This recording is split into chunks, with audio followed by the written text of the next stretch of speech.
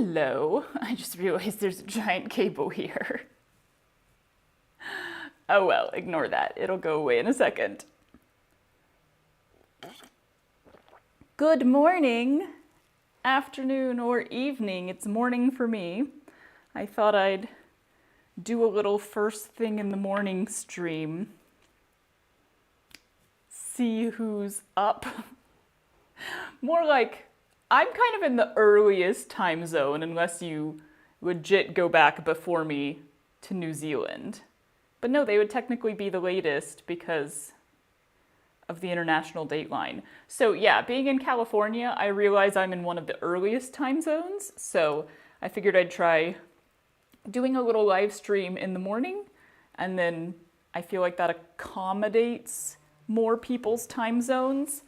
That being said, my whole thing with live streaming is I'm just gonna do it whenever it's convenient for me and I want to. I don't plan on making it like a scheduled regular thing. You might see a lot of live streaming in the next couple weeks while I'm working on the stained glass skirt, but then that's gonna go on pause again and I'm gonna go back to like other projects. So then there might be no live streaming for a little bit. So yeah, it'll be all at different times, different days, just whenever it feels convenient to me. It's really just like a fun thing I'm doing to hang out with you guys some more and also to like give me some motivation to work on longer term projects or slower projects. It is nice to be able to like sit down and show some of the slow work that I normally cut out of the actual videos because it's too slow and boring. So grab your beverage. It's morning, so it's coffee for me. How are we all doing? How do I subtly hide my phone at work? That's always the question, isn't it? Oh God, I used to have so many tricks. Especially, my trixiest tricks were when I was working at Disney World. There were a couple times, we're just gonna go on a whole tangent here first thing in the morning, but you could pick up shifts at Disney World in locations that were not your location, but like were still your overall job thing. So the second time I worked there, my job area was merchandise, it was the gift shops, so I could basically pick up shifts in any gift shop. And this is gone now, I'm pretty sure. The last time we went there, it was gone. But there was the little bitty Christmas store in the back of Hollywood Studios near the Muppet area. And I worked there a couple times. There was only ever one cast member in that store at a time. And like, it didn't get a lot of guest traffic. It was such a like, I'm not even a Christmassy person, but it was such a magical little store to work in. But yeah, I worked there a couple times and there's just like no one coming in. It's so boring. So I would have my phone like, because I was reading books on my phone back then. So I would have my phone like right up against the register in the back where like nobody could see it. But a manager did catch me one time. So, ooh, we got yard work.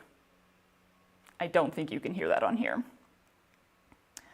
1 a.m. in Australia. Am I feeding your insomnia? Happy to hang out with you while you are unable to sleep. I do know some people in Australia, so the other day we were trying to figure out like time zones where both of us are awake at a normal time, and we kind of figured out like midday over here ends up being early morning for them. So at some point I should do like an evening live stream, although that will be harder for me. By evening I'm like, but then I would catch the Aussies, New Zealanders, all of them.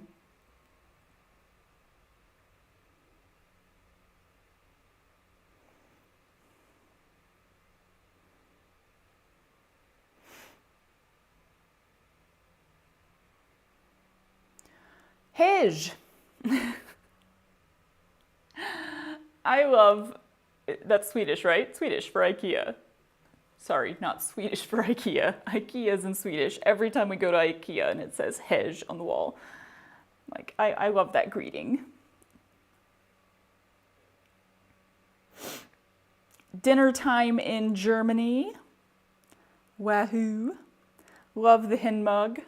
It's one of my favorites. It was a gift from a viewer and it's just, it's big. I realized, I was thinking about this yesterday and I was like, my 3 most commonly used mugs are the 3 biggest ones. Even though I typically don't actually finish my full cup of coffee. I usually like dump out the last little bit, but my brain says, must have big. And it says it just that eloquently.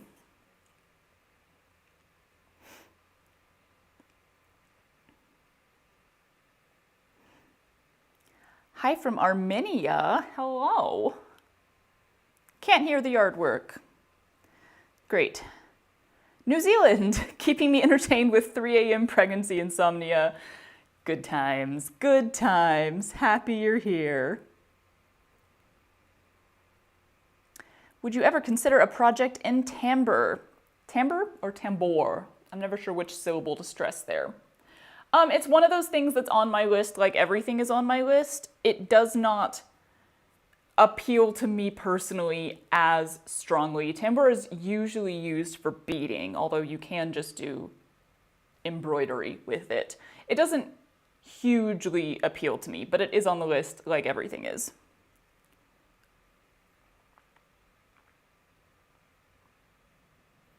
Oh, my neighbors are cutting up wood next door. Here in California, they're really picky. Not they're really picky, but everyone is a little on edge about like dead trees and stuff because, you know, fires. So there's like a season. I think it's fall.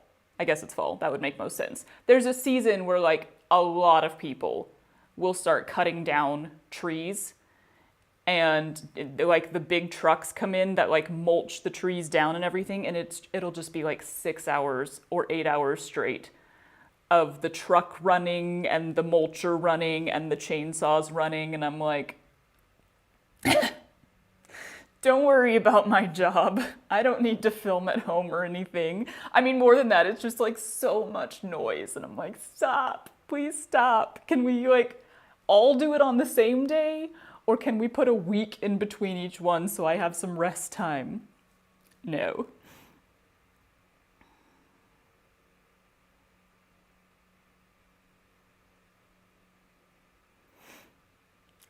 Currently making a pincushion from some scraps and an old sake cup. That's a cool idea. Love that.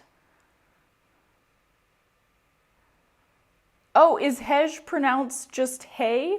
I literally always say hej and it makes me giggle. And in the back of my brain, I was like, J is usually not pronounced anywhere else in the world like it's pronounced in English, I guess. It's usually like a Y sound. So it makes a lot more sense that it's just like, hey. But hej does make me giggle. I like big mugs and I cannot lie.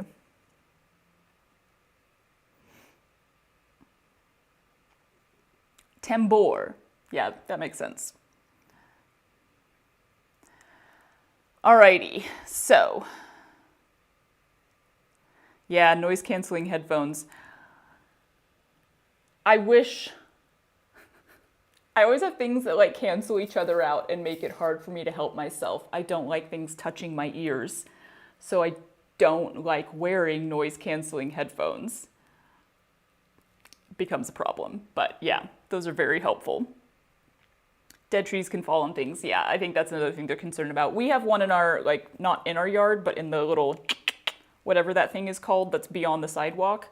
We have one that we need to cut down because I hadn't noticed it, but when I had some landscaping people come out here, he walked around it and was like, you can see into this tree. It's like hollow on the inside. So you might want to have the city come cut that down because that is at risk of falling, and it's a big enough tree that if it fell in just the right direction, it would kind of land on our roof. So that's on my adulting list. Call the city. Can only do so many adulting things in 1 month.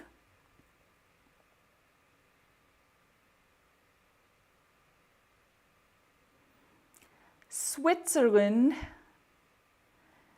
You live where they test rockets. Ooh. We lived in Florida for a little bit, and you could sometimes see not for a little bit, we lived there for a while. You could sometimes see the rocket launches from where we were, but you couldn't really hear it. Picking up stitches for my sweater sleeve for the second time. Ooh.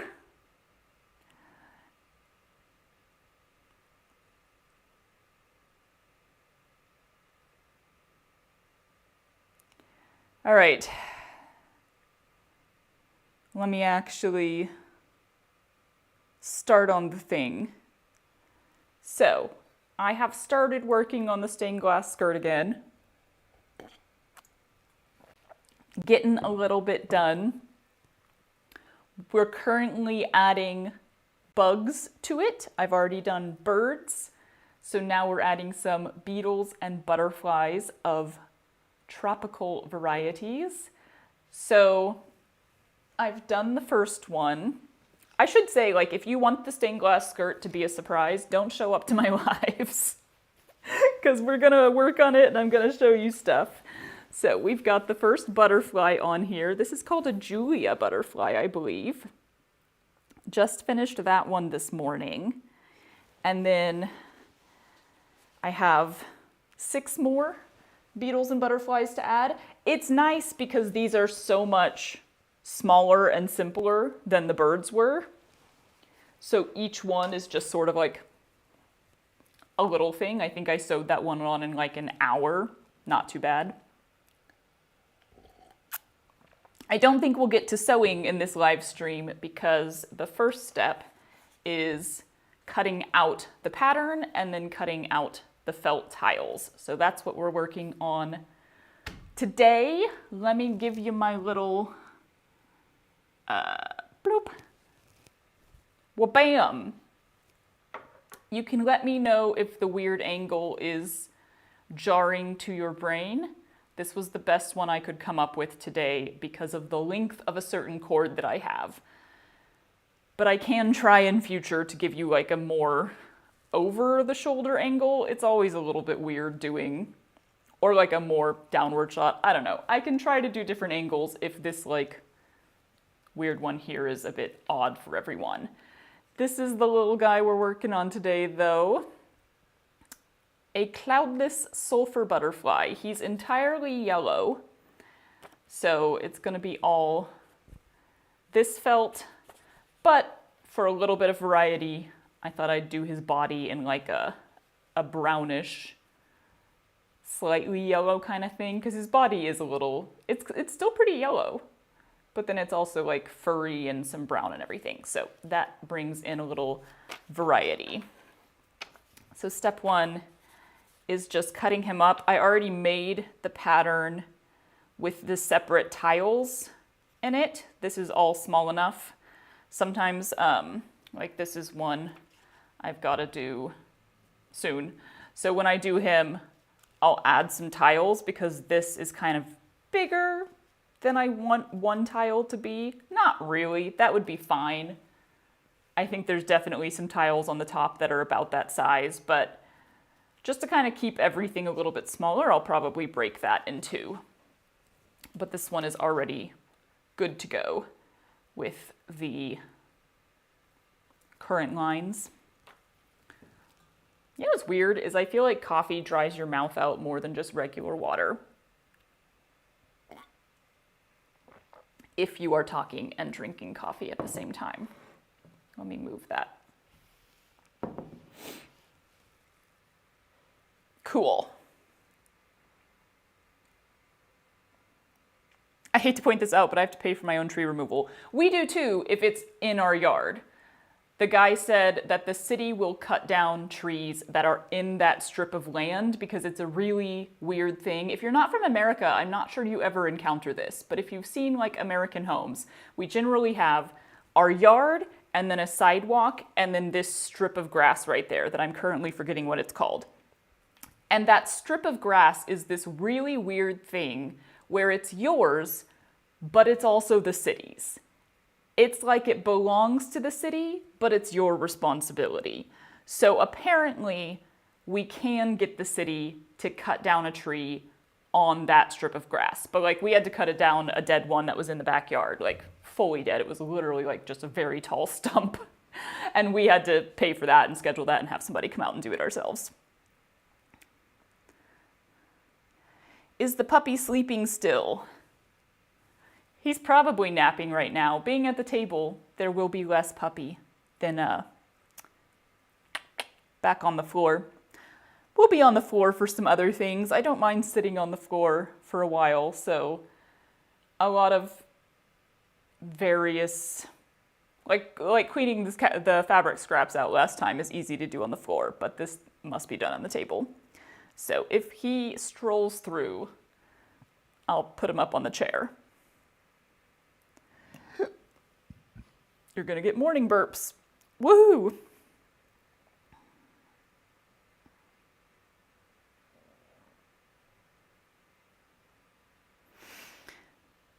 Working on unpacking from a big move. That's always fun. With slight sarcasm. I don't know, there's like points of unpacking that are fun. You kind of get to like go through your stuff again, and I prefer unpacking to packing. But when you just have like a ton of stuff in a room, ooh, it gets overwhelming real fast. That is for sure.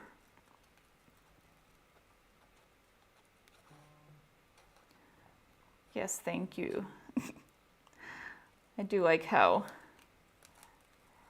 YouTube like sends me an email to tell me that I'm doing a live, and I'm like, I was there.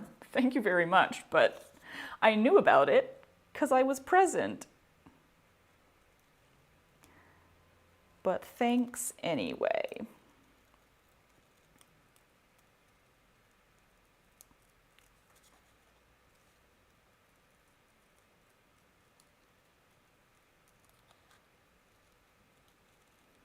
Extreme focus.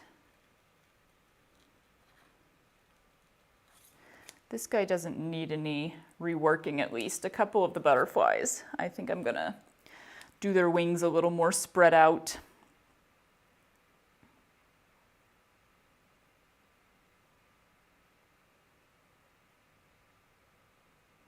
Would there be bees? I literally was just thinking about that this morning. I hadn't thought of doing a bee because it's kind of like jungle, tropical, rainforest themed, and like, I don't know, bees just don't come to mind immediately. I guarantee that there are bees in the rainforest.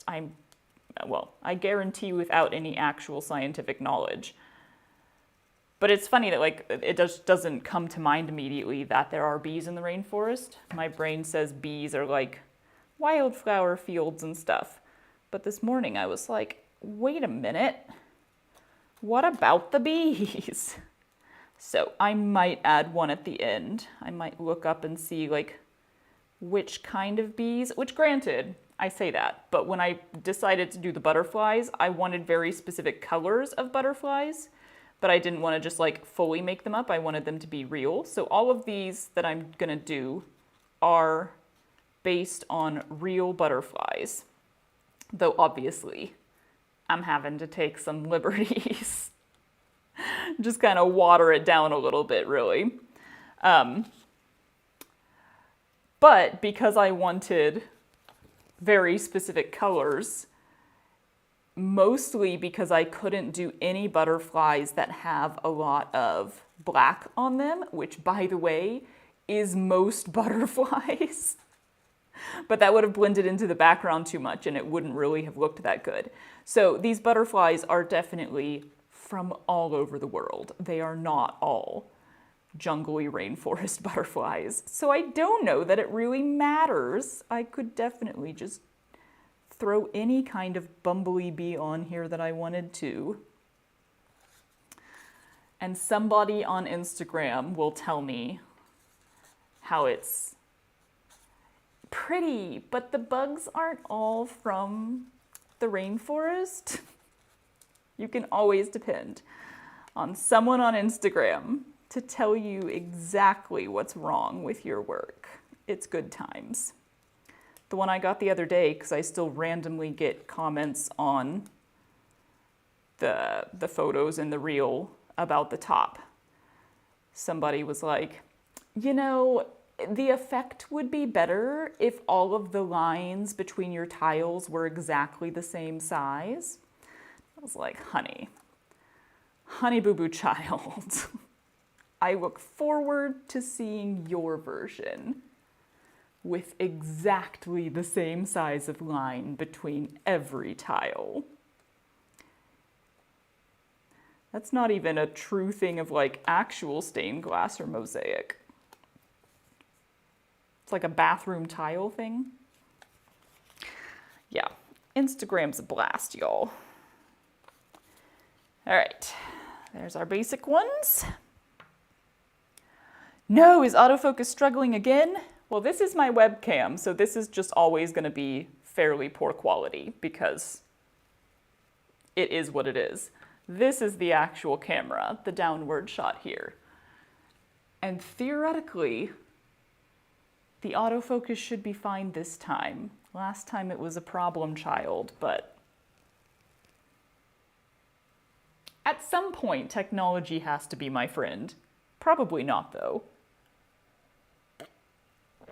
I will say it took a while for Matt to like fully realize this, but I just have technology problems so frequently, and like random ones that he's never heard of before and doesn't know how to fix. And he was always like, just do this, like it's just easy stuff. And I'd be like, no, like I swear the randomest, stupidest things happen to me. And he finally, like after enough problems happened, he was like, God, you really do, like just weird technology things happen to you that never ever happened to him. And I'm like, yeah, I swear it doesn't like me. I wish the technology just cooperated for me the way that it cooperates for you apparently, but that is not the case. I don't know what I ever did to it.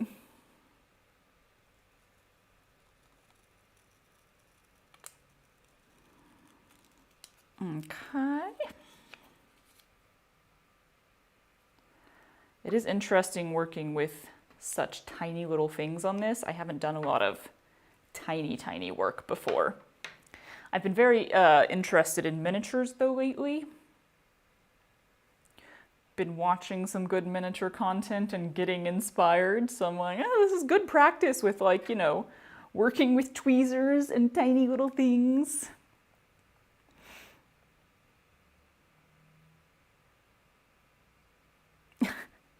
We apparently have a lot of different names for that strip of grass. The tree lawn, the nature strip, the verge. What it's called is dependent entirely on where you live. Yeah, kind of like the entrance ramp or the roads alongside the highways. I've realized after living in multiple places in America that there's so many different names for that. It's called the parkway. Yeah. That's the thing. You can't just assume that like what you call something in America is what all Americans call something, because our country is massive and we have so many regional things. Which is true of way smaller countries as well. Like people have regional things in tiny countries.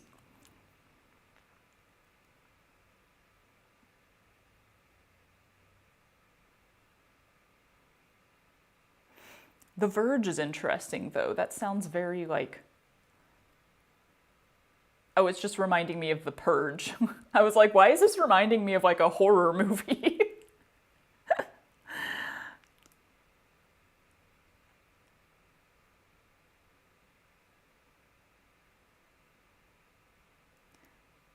One of our girls has been rinsed off several times already because she keeps rolling in bird poop. Aren't the animals a delight? You're like, go roll in the nice, clean grass. No, heavens no. Must roll in the stinky things. YouTube notifying you that you are life is probably just a matter of safety. Yeah, it could be like, hey, did somebody crash your account? I don't know.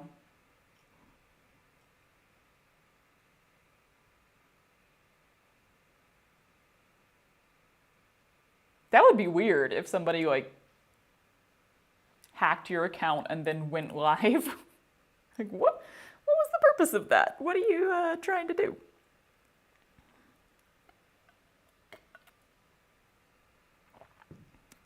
Butterflies, more goth than you realized.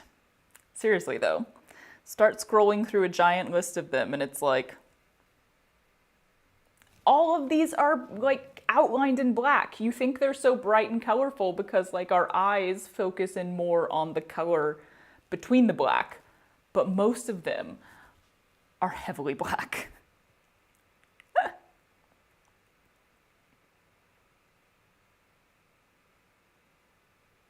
There's a bee show on PBS tonight. That's cool.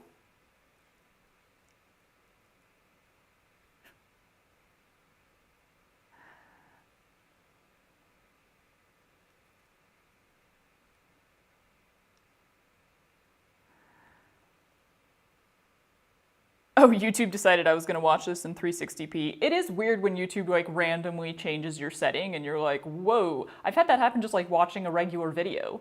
Turned it on and it was like horrible quality and I was like, I didn't change this setting. Did you change this setting?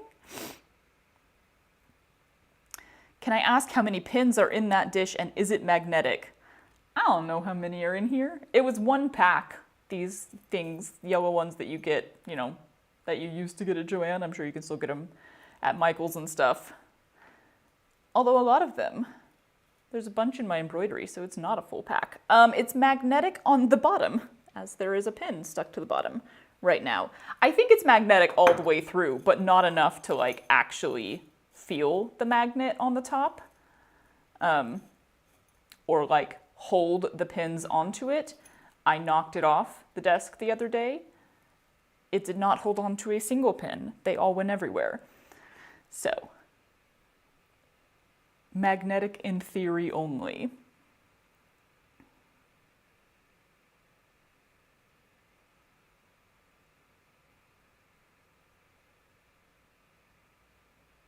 Oh, I think the camera doesn't like the hand on the cup. Yeah, it does get really confused. I gotta drink back here rather than up here. Then it will not be so confused.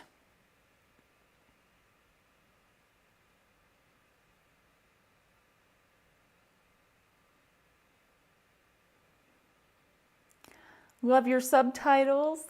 Thank you. I'm glad you do. I enjoy making them, kind of. Honestly, the auto ones, as of like a week ago, improved drastically. So like YouTube auto does subtitles for you and then I go in and fix them. And I used to have to spend several hours fixing them because they were so bad. But literally like a week ago, it did some new update and it's the best it's ever been. It's really good. It started adding capitalization and punctuation and getting it right like 75% of the time. So it was way faster to do my subtitles the last couple times. Appreciate that. If we're gonna be using AI, I'd prefer for it to be to help with accessibility, you know? Woohoo!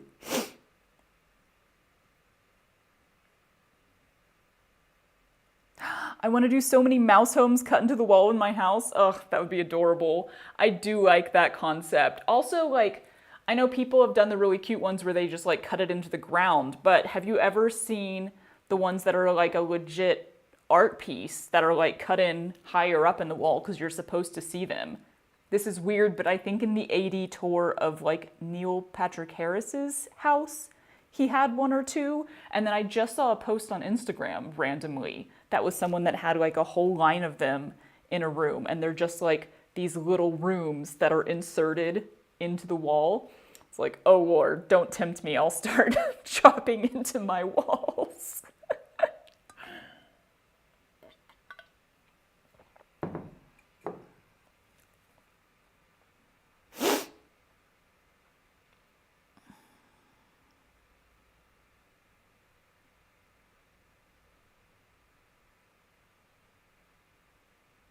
The verge sounds very British English. It does, yeah. Something about it sounds like it needs to be said with an accent.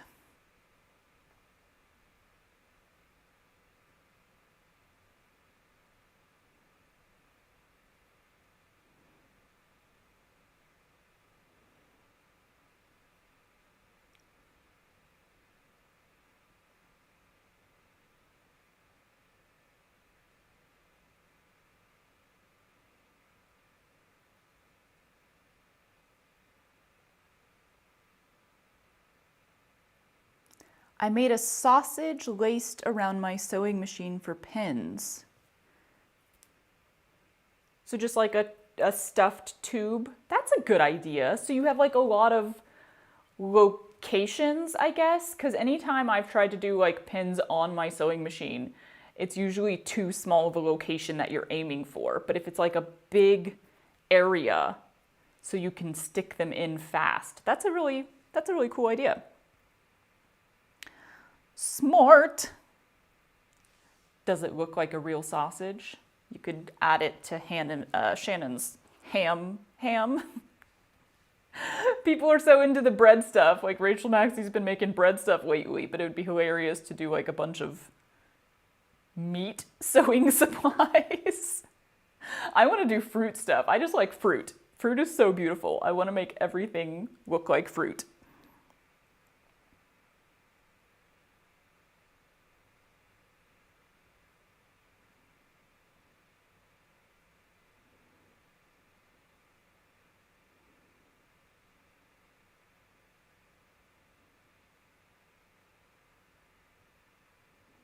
You could just do a bookcase nook. Oh, trust me. That's been on my list for ages. And that is what I do, because I'm not going to cut into the walls in this house. I don't own this house, in case you didn't know. So yeah, book nooks are the way to go. I actually have, this is not a book nook. It's for something else, and I'm not going to tell you fully because it's a future project that I'm hoping to do soon. But I am hoping to make a miniature dwelling of some kind soon. It would not be like an interior thing, it would just be the exterior because it would be used for specific storage. But yeah.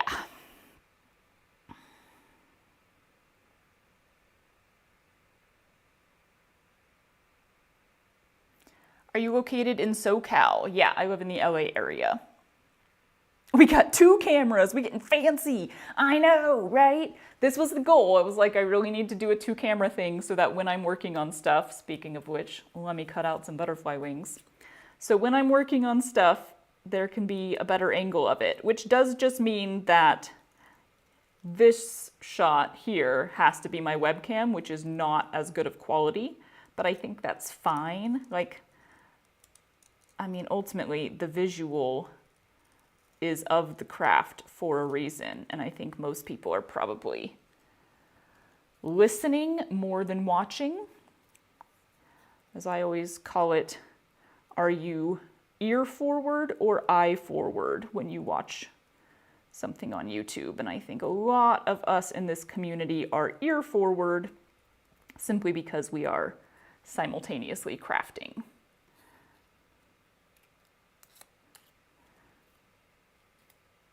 There's one wing.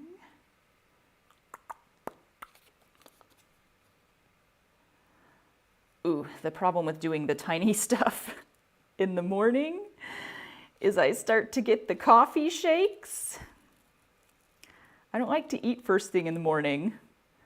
Are we breakfast people or no breakfast people around here?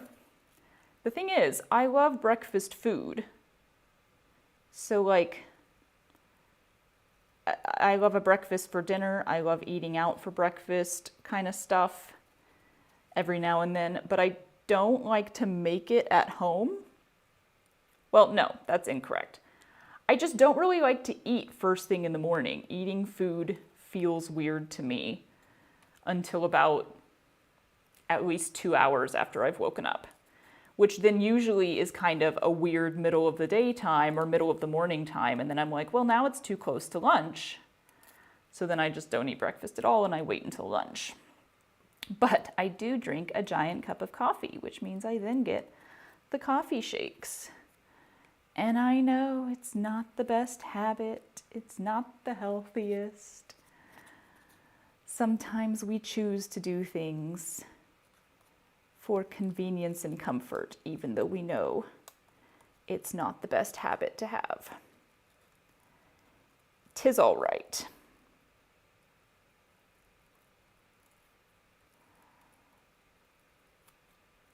Not too bad today, though. We're pretty steady-handed.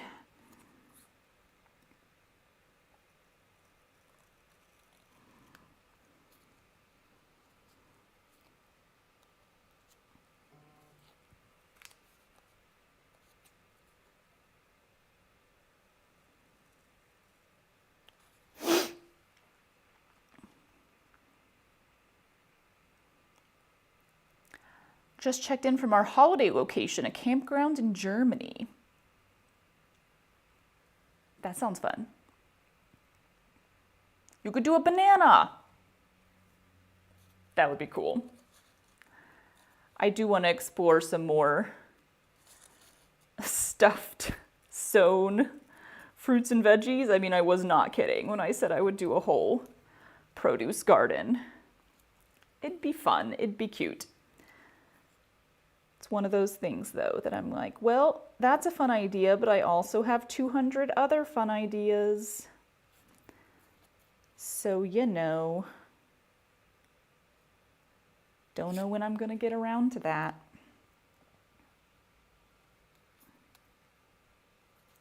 I do think the next, like, food pillow I'd like to make is a carrot. And maybe find some, like, possibly even do like yarn macrame for like the carrot top. I don't know, find some like cute way to do the top of the carrot. And then use like some embroidery to do like the lines across the carrot and make it look more realistic. That'd be fun.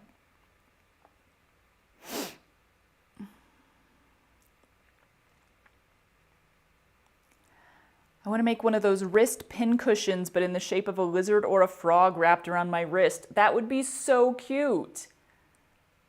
A lot cuter than just the typical ones. When you're reading, you hold so still. I think my screen is frozen. I am very still as a person. I'm gonna like sway back and forth.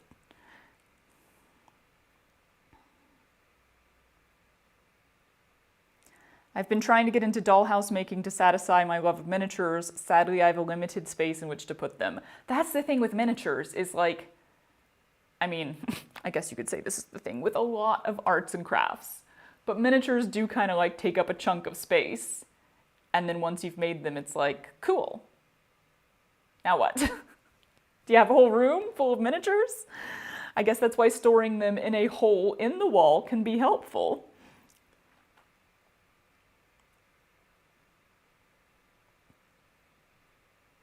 Make fairy houses and place around the yard. I'd love to do that. There's somebody I follow on Instagram who makes the most stunning fairy houses.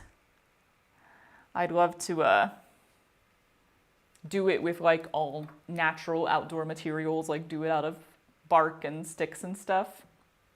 It is interesting. I'm never quite sure how much I'm allowed to like gather natural materials from a park or anything here, and a lot of stuff in the LA area is fairly manicured. But like even from my yard, I don't know how much there is that I could gather.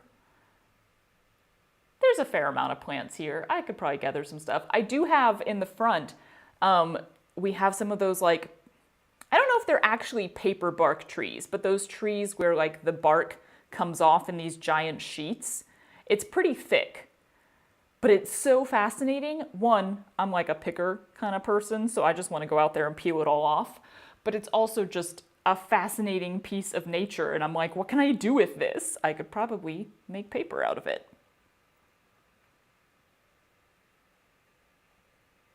No breakfast, I'm a strange Brazilian. Yeah, every time I'm in Brazil, they do breakfast every day. making waffles right now. We are pastry at any opportunity, people. That's the thing. If I've been to the bakery recently, not really the bakery, the place we love here is Porto's, which if you live in the LA area, I'm sure you've heard of. They're like a family-owned Cuban originally. They've branched off, but like the base of their food is Cuban bakery. I don't know their full history, but they are like an LA institution. They're the kind of place where both tourists and locals, they're both going to go there. And we didn't go, they have several locations now, but we didn't go for the longest time after we moved here because every time we drove past the location nearest to us at that time, there was a huge line out the door. And we were like, what is so special about this place that there's this huge line out the door all the time? And then I finally went there one day and I was like, oh, well, this is what's so special about this place. They have amazing pastries, amazing food, and honestly, their prices are like the most affordable of anything I've ever seen in LA. So when I go there, I always get like lunch and also a collection of pastries and bread and cookies and all the good stuff. And then for like the next 3 or 4 or 5 days, I have a pastry every morning for breakfast because it's there and it's available. But yeah, food sounds absolutely disgusting for the first few hours of the day. That's how it is for me. It's just, it doesn't sound good. So even like if I do have the pastries, I generally am waiting 2 to 3 hours after I wake up before I eat them.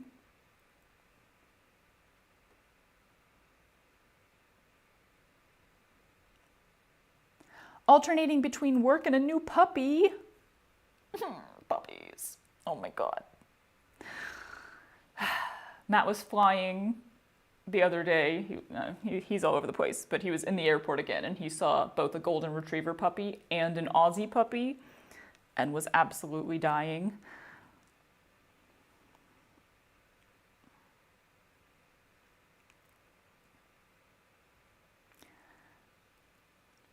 I'm a breakfast person, but will totally eat dinner for breakfast. I feel like dinner for breakfast is something you hear about less than breakfast for dinner. But also, like, even as a kid, I remember being like, why breakfast the way breakfast is? Yes? Like, it's the weirdest thing to me in food culture here because it's definitely not a thing around the world. I love hearing about what different cultures eat for breakfast because for so many of them, it's not nearly as specifically breakfast foody as it is for us. But yeah, like even as a kid, I was like, why do we eat this specific food for breakfast and not for other meals unless you're doing breakfast for dinner? And like, why do we not eat other stuff for breakfast? Why can you not eat dinner foods first thing in the morning? Because I think when you're a kid, you just assume that like what you're being shown must have some grander reasoning behind it. Adults must have good reasons for what they do. They can't possibly just be winging it through life. So I was like, are you literally gonna like die if you eat dinner food for breakfast? Is that unhealthy in some way? I eventually learned that you can eat whatever the crap you want for breakfast. And then I eventually learned that I didn't want to eat anything. Okay, so because I do my outlines for these things without the gaps in between, because honestly, I'm just kind of too lazy to like redo the outlines and put the gaps in between, it usually means something has to be cut down in order for it to all fit. So like in this case, it's this middle piece here. In order for it to have decent lines right here, I need to trim down a chunk of it there on top. No, don't do that. Oh God. Carefully. And sometimes I don't even bother doing this until I'm actually cutting out the felt. But we'll do it before. Ow! I just tweezered my own finger. Oh yeah, this is where the coffee shakes start to be a problem. Be good to me.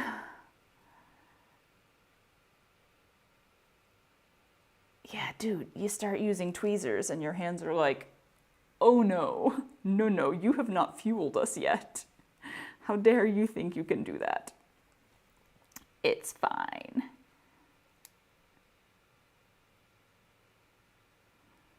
All right, so theoretically that's one wing. Let's see if I need to cut anything else down. Well, I should probably have to cut down the other side the same way.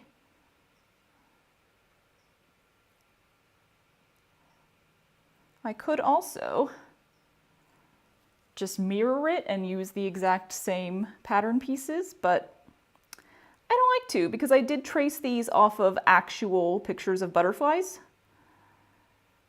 And like nature is not symmetrical in real life, so I kind of like doing each part separately and letting it not be symmetrical. Come on, be good.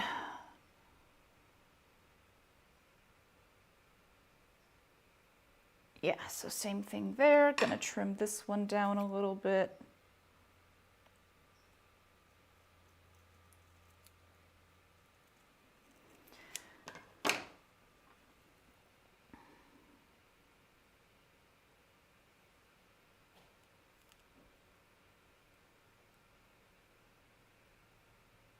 Okay. Hello. It's getting all buzzy today.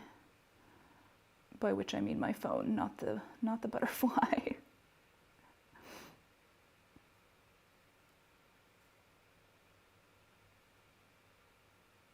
I think that actually needs to be trimmed down a little bit more right there.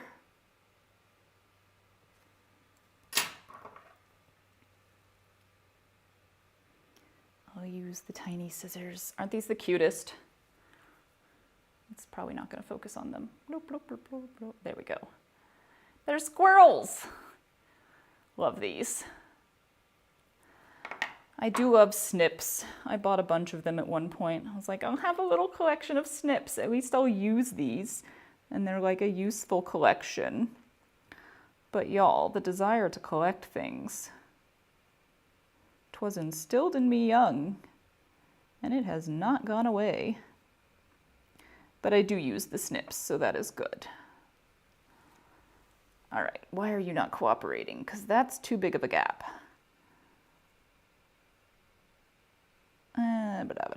But if I even it out, that's fine.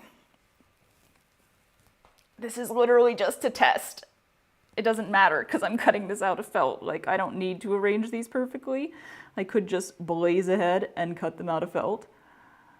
But I just like to test them first and make sure that everything is fitting as it's supposed to. Oh my God, no, cooperate.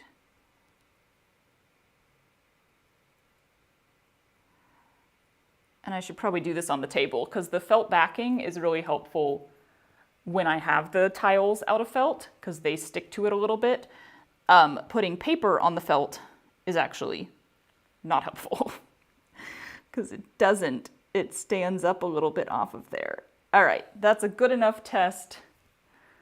I feel like that is fine and we can start cutting it out of the felt. I need to drink some actual water.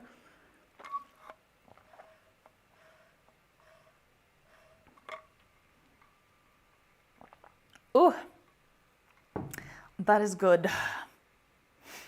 Can we get a second camera on your adorable dog instead?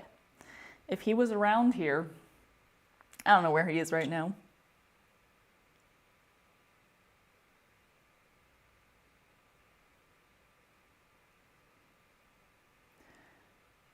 I do a quick bite as first breakfast, then go a few hours and have second breakfast. See? Second breakfast, legit, it makes sense. Like, if coffee is my first breakfast, second breakfast being at like 10 would probably be good. because I wake up fairly early in the morning. I am just starting to be like, you should eat when you're hungry and not when you think a meal should be. Not eat anything, because I am somebody who could fall into the habit of snacking. I do want to eat like meals. But I've started eating lunch at 11 because I was like, you're waking up at 6 a.m. these days. You don't have to wait until like noon to eat lunch. Just eat it earlier.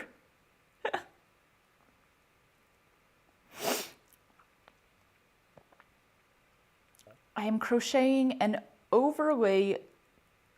Ooh, brain just farted out. I'm crocheting an overlay crochet blanket that looks like an apothecary cabinet.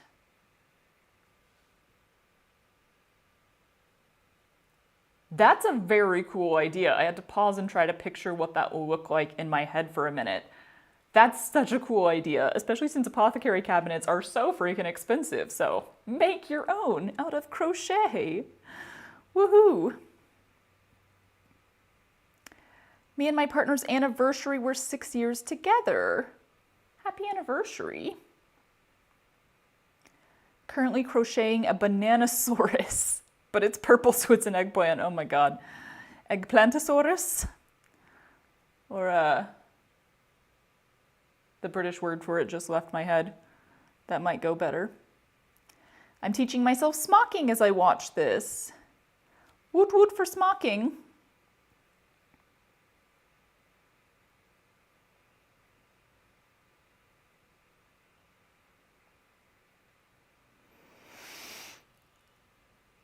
I found someone on Instagram who does embroidery on birch bark. I'm pretty sure I've been following that same person for a few years too. So cool. I'm putting books in my new bookshelves. I can't wait to do that. That's gonna be my office because yes, I have been blessed with both a studio and an office. And the office is where my editing is, like my whole desk setup, but it's also going to be my library eventually. Very much looking forward to the day when I get to put all my books in bookshelves.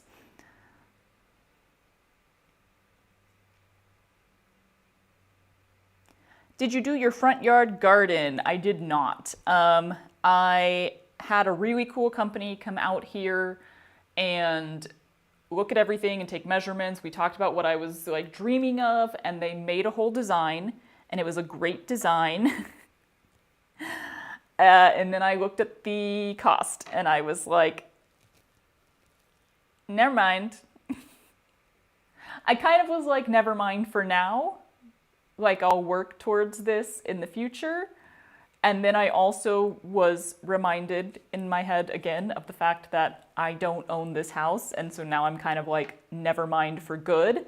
But I do think we have like this random strip of land in our backyard. So much of our backyard is taken up by this pool. And I realize that people think having a pool is a privilege, but actually it's just like a giant extra cost. And we did not specifically want a pool. It just, the best house we could find came with one. So like there's this weird curved piece of land on the side of it that just has, in my opinion, really boring hedges in it right now. And it's pretty small, but it's big enough that I could definitely plant some stuff in it. It's where we planted the mandarin tree.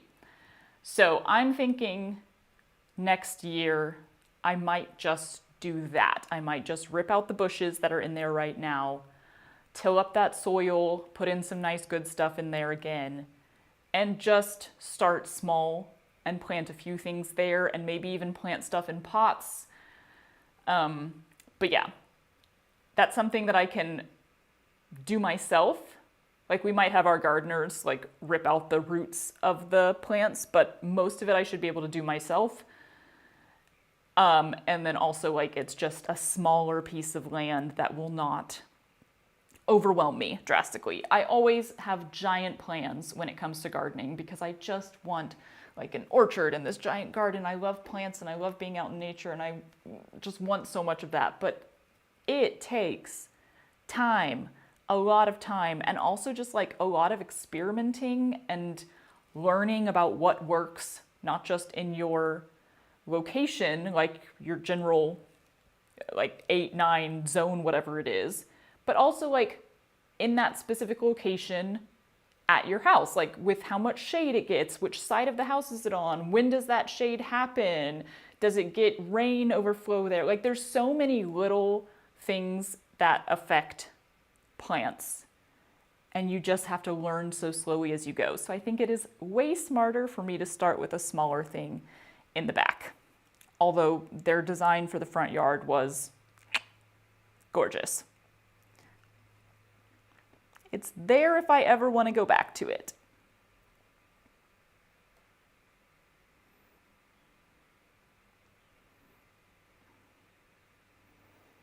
Oh, I'm way behind in the chat. Let me scroll forward a little bit.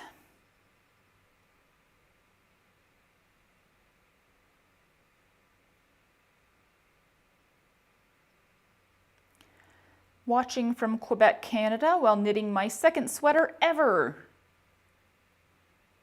Nice. I find it less intimidating than sewing a dress or skirt. That's the funny thing, is like for me it's opposite. Knitting sweaters, because I have tried knitting and it didn't like, it was cool. I liked it generally, but it didn't like grandly click with me. So knitting a sweater seems way more intimidating to me. I love how everybody's brains just work differently.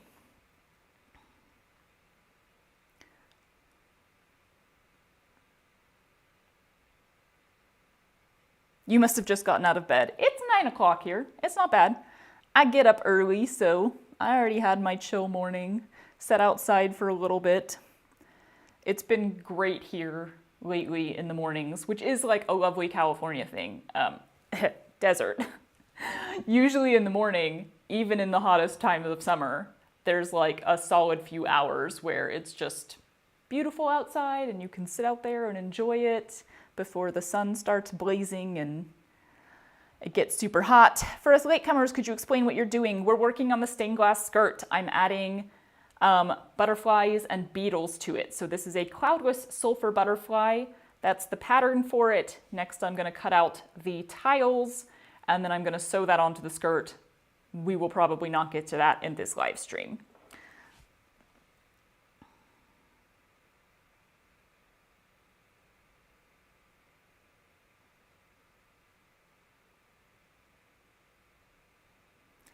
When I was in elementary school, we'd have a pretty serious morning snack at 10 in the morning, which we called tin meal.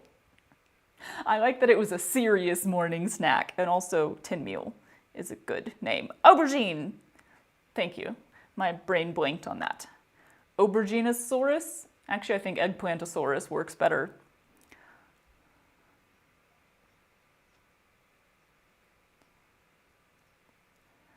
I'm embroidering a LARP vest doing some Holbein stitching.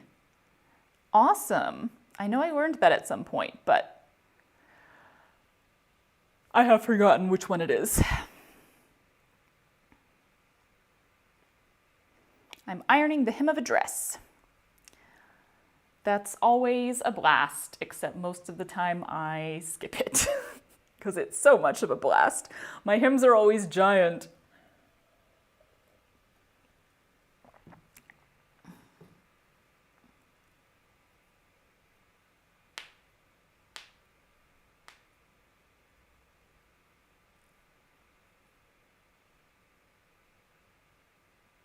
One of my dogs tried to jump a glass of chocolate milk in the box with my paperbacks.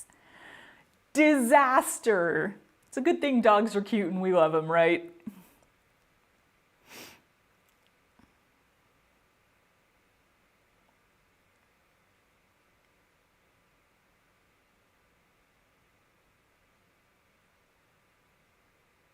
I thought the intention was to buy the house from Matt's parents. No. It's not really our intention. I think if we're going to buy a house someday, which good luck ever affording that. If we were gonna, we would probably buy a different one and move. I don't know though. We've only lived here for like 2 years, so we'll see how we feel about it. Do you not own your house because it's not paid off or because you're renting it? We don't own it because it is owned by my in-laws.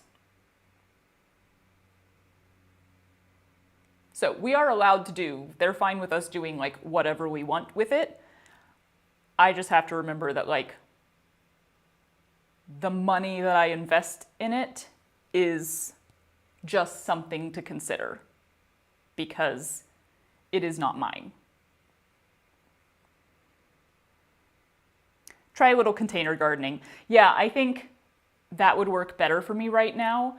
I have my little like strawberry patch out here that started from one strawberry plant in a pot. It's the coolest thing. And then when we moved here, I just set that pot in a specific place that I was like, this is fairly shady. I don't know if this is gonna do well. I don't know, I'm just gonna stick it here. And then I just kind of forgot it, left it there. And it grew runners out of the pot and made itself, it propagated, I think is the word. It made new plants in the actual ground around it. And so now I've started to learn the cycle. Basically, it's like, as we come out of winter here, they start blooming and then making strawberries. And then once we hit like the hottest time of year, they usually don't produce strawberries anymore, but they start sending out runners and making new plants. So each year, my number of strawberry plants has like doubled with me doing nothing except like watering them. And I'm like, this is so exciting. I just get to like sit here and watch it grow. And so I'm hoping every single year it grows more and more. But yeah, beyond that, I've kind of just been planting like every time my potatoes go bad or my potatoes, onion, and garlic, I swear they're always going bad in the kitchen because I don't cook enough. So then I plant them in some pots in the yard. And definitely like planting in containers is just so much less work and less like prep time, because I think a lot of the yard we could plant in, but it hasn't been touched in a very long time. I mean, the guy we bought this house from, or his parents did, was like 90. He clearly had not been touching the yard in a long time. So when we planted the mandarin tree back here, the dirt was like stone. We had to go buy a pickaxe to make the hole. And it was, for a little bit, I was like, is this stone?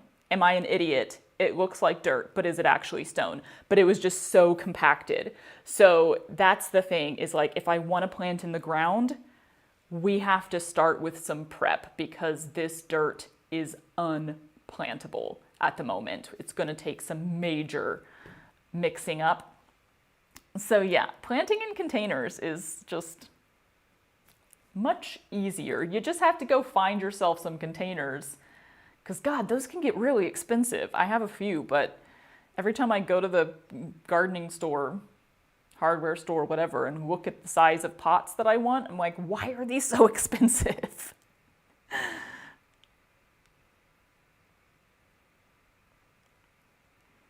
I really want a herb garden and fail every time I try. Yeah, I really want a herb garden too, because I hate buying herbs in the store. You never need the full bunch, usually, for like the thing that I'm making, especially if I just want herbs for like a garnish. But then by the time you get around to using the whole thing, well, you don't, because they go bad. And I'm like, I just want them in the yard where I can just trim some off. It was so nice having my rosemary plants, but I think Matt overwatered them and they both died. It was sad. Herbs are hard. There's also such a variety of herbs, like rosemary versus basil versus thyme. I'm pretty sure all grow in pretty different conditions. So then if you try to do like one area or one pot and put a bunch of them in there, it's not going to work because like they need drastically different things. So I think that's why I want to do some container gardening, because then I could separate according to like what needs the same amount of water and stuff. It'll take some research.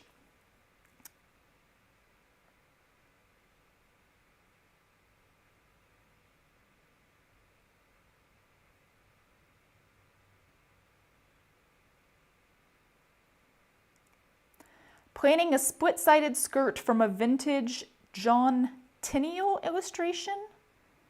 I don't know who that is, but I'm sure it's gorgeous. Blue and white Alice in Wonderland print bedsheet. Ooh. I love when you can find some really cool bed sheets. It's hard to find them new, I discovered. Harder to find them new. It's like people aren't making as many cute things anymore, which I don't get, because cute, whimsical, fun stuff is in. The companies are always behind. I'm like, catch up, man. Catch up. I'm crocheting my first project ever, a beach bag for my beach trip next week. That's a great one to start with. Hello from Georgia, the country, not the state. Hello, Georgia.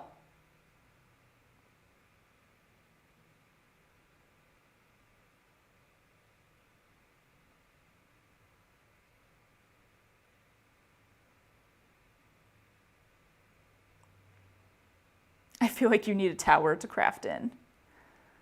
Look, we all need a tower to do anything in. Towers are just magical. I think because they're so contained and alone. Let's cut out some felt. So the only one I'm doing in this darker orangey browny thing is the center, the body of the butterfly here.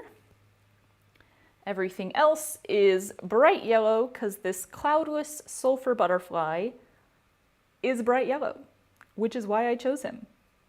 No black, no brown. Wahoo. I have learned that it's easiest to just cut out a tiny piece of felt around the shape that I'm doing rather than trying to like wrangle the whole sheet while I cut out the tiny piece. And it creates a little bit of tiny felt scraps, but I've got myself a container of all my little felt scraps that I will hopefully find something to stuff with when I'm done. I think the little felt scraps and the little yarn scraps are great for stuffing because they're already so small. I mean, these are. I don't know what people make out of, well, people make felt skirts. Anyway, okay, my brain is wandering. You could have big felt scraps, but I think most of the stuff people make out of felt is like fairly small, more crafty things. So then your scraps are usually smaller as well. So those make great stuffing. The next time that I make a fruit-shaped pillow, maybe I can stuff it with felt from this.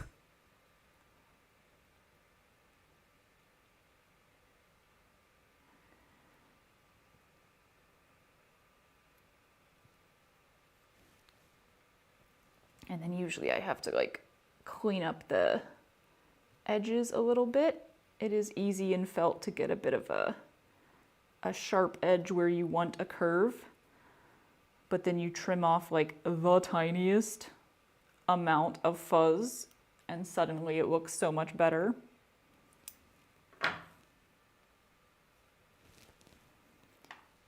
One piece down. Cool. This guy goes away.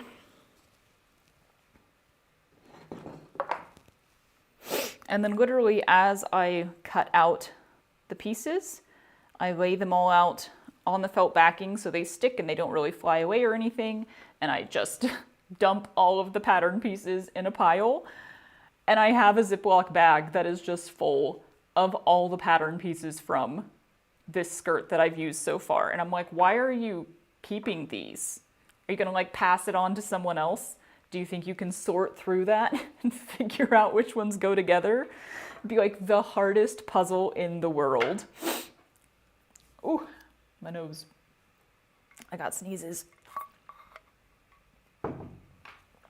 Ooh. Making a bookshelf quilt. That's so cool. I think I've seen one of those. Did somebody make one of those? I don't know.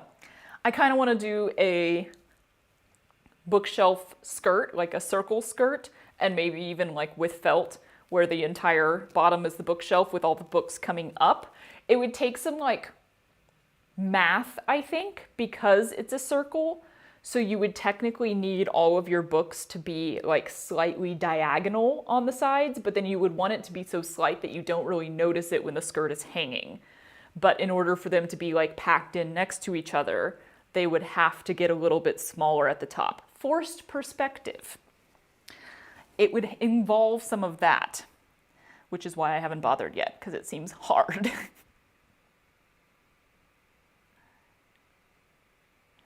This is how plant children are called in English, runners. I don't think all of them, but specifically when a plant puts out like a vine, but it's not an actual vine because it puts out like this little vine and then it grows a new plant on the end and then the vine dies. It's like an umbilical cord. That's what we call a runner. So it's not, I think there are other ways. It's not the name of the new plant itself. I think there might be another name for that, but like the little thing that it puts out to make a new plant, we call a runner.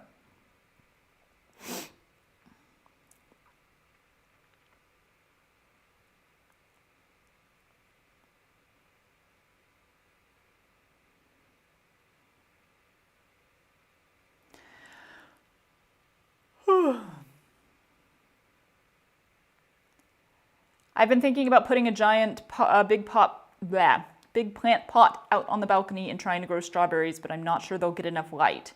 I will say the place where mine are, they don't get a lot of light either. And they've been doing really well. Like, when do they get light? I think it's only morning light as well because the roof shadows it pretty quickly. So might be worth trying. Some things that like a farmer would say like this needs full sunlight. Like if you go strawberry picking, it's always fields, of course, like full sunlight fields. So clearly they do well under those circumstances. But then there's things that do perfectly fine under different circumstances and just kind of takes experimentation. But I think that's the fun thing with strawberries is you can literally just go buy one little plant and see how it does.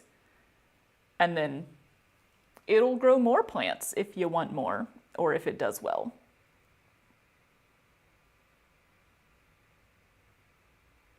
Yeah, strawberries and mint will take over your yard. I kind of think I should plant some mint next to the strawberries and just let them all grow together. It's like the perfect makings for a mojito.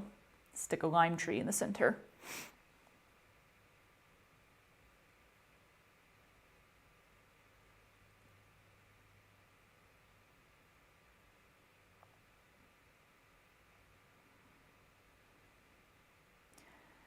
Just jumped on, what material are you using for the skirt? The skirt was made out of something, it's over here. I don't know. I thrifted it, so I don't know what material it is. The stuff that I'm putting on the skirt is felt.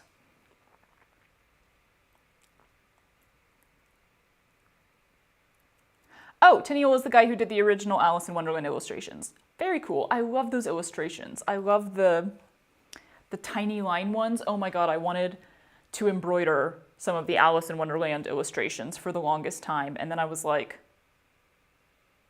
really? Really though?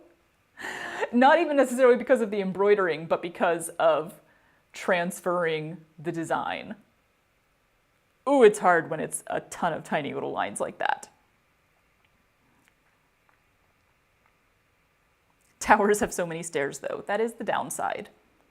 There is something like every time I've gone to Great Britain, the whole area, and like go explore the castles there, it is like the specific feeling of going up the thin, steep, curved stone stairs into a tower. It's exhausting. I'm bad at stairs and I'm out of shape and it wears me out. But there is something so specific about that feeling that instantly to me is like, I'm transported. I have stories. Literally, that is like, that was the basis of a story that I have, is the concept of walking up stairs into a tower in a castle. I have basil and thyme growing together pretty well. That's cool. That's good. I feel like thyme is pretty easy. Like it'll figure itself out. We had such a good basil plant. back when we lived in Florida. And then every time I've tried to grow basil since then, it's been really, really whiny. Would you be able to use this sort of felt to needle felt with the scrap bits? I don't know. I have not gotten into needle felting yet, so I don't fully know how it works.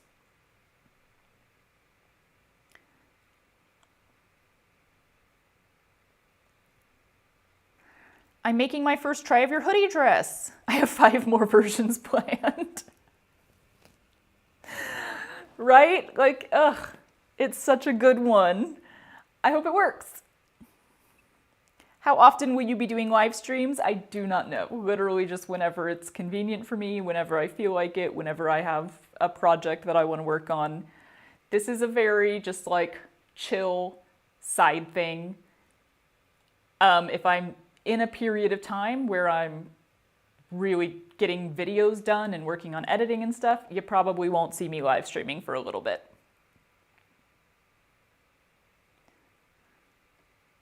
Speaking of which, let's do some things.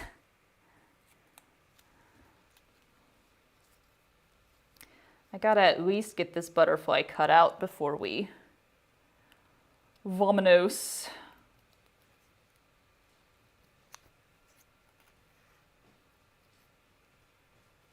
I hear Trotty Paws. Hi, bud. Oh, I think he was in my chair in the office. Hey, sweet potato. Do you want to come here? Do you want to say hi to the people? Come here.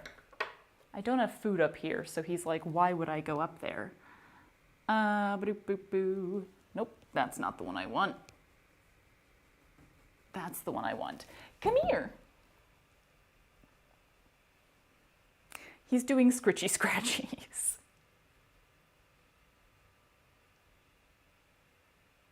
That's a lot of scritchy scratchies. Do you want to come here? Hi. Hello. Say hello to the people. This is your link for the day. Mwah. You're so stinky. Oh, that was a loud yawn. So dramatic. You must have been napping, huh? Yeah. Mwah. Yeah. You're such a good boy.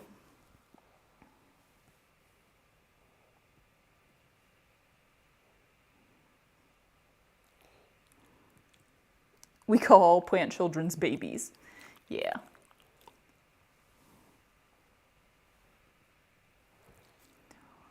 Ooh, we have wild strawberries. That's fun. Charlie, do we have a stopping time plan today? It's whenever I finish cutting out this butterfly.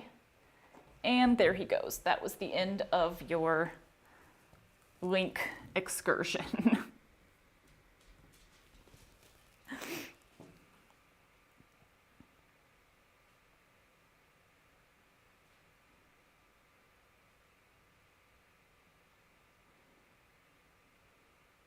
It's amazing how detailed you can get with felt. Legit, you can do a lot of stuff with felt, and it's a delight. Because you don't have to worry about the edges. That is another thing a bunch of people on Instagram have said, which is another reason that I just have to start referring to this as a mosaic skirt or a mosaic dress project, whatever, rather than a stained glass one. So many people have been like, well, it would look more like stained glass if you used organza or if you used silk. And I'm like, I don't think y'all get the whole concept of the tiles. Like, if I made a bunch of tiles out of silk, I would have to finish the edges of every single one. So even if you did like, what is it? I think polyester organza, because it's polyester, you can like melt all of the edges and then it won't fray or anything, but that would still require you to sit there and melt all of the edges. Like, oh, y'all, whole extra step. Like, I used felt for a reason. I did think this through in advance. Shocking, I know. Oh God, now there's a bunch of dog fur on the felt. Okay, we're good. He's very sheddy right now because he needs a bath. He just doesn't want one.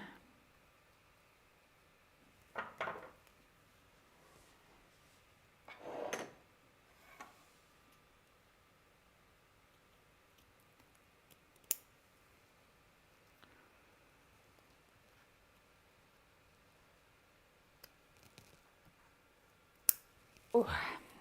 I have discovered that various snips have different snipping qualities, and these are really good for this specific project. I have other ones that, like, they just don't snip as well. Like, they're fine for snipping embroidery thread, but they don't do great trying to snip little bits of fabric like this, which is my justification for having more than one pair of snips. Just kidding, I don't need justification. They're pretty and I like them.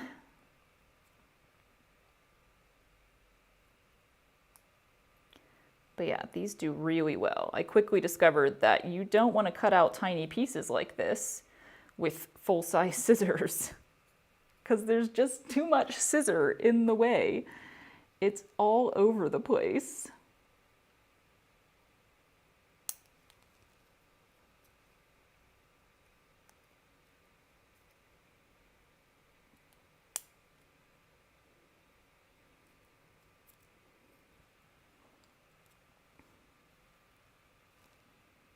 And now I'm going to squint at my tiny piece of felt. Oh God.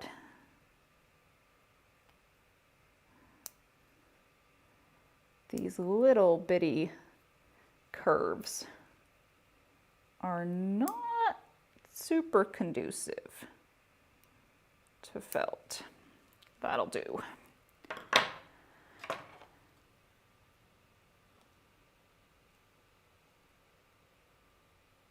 Two down.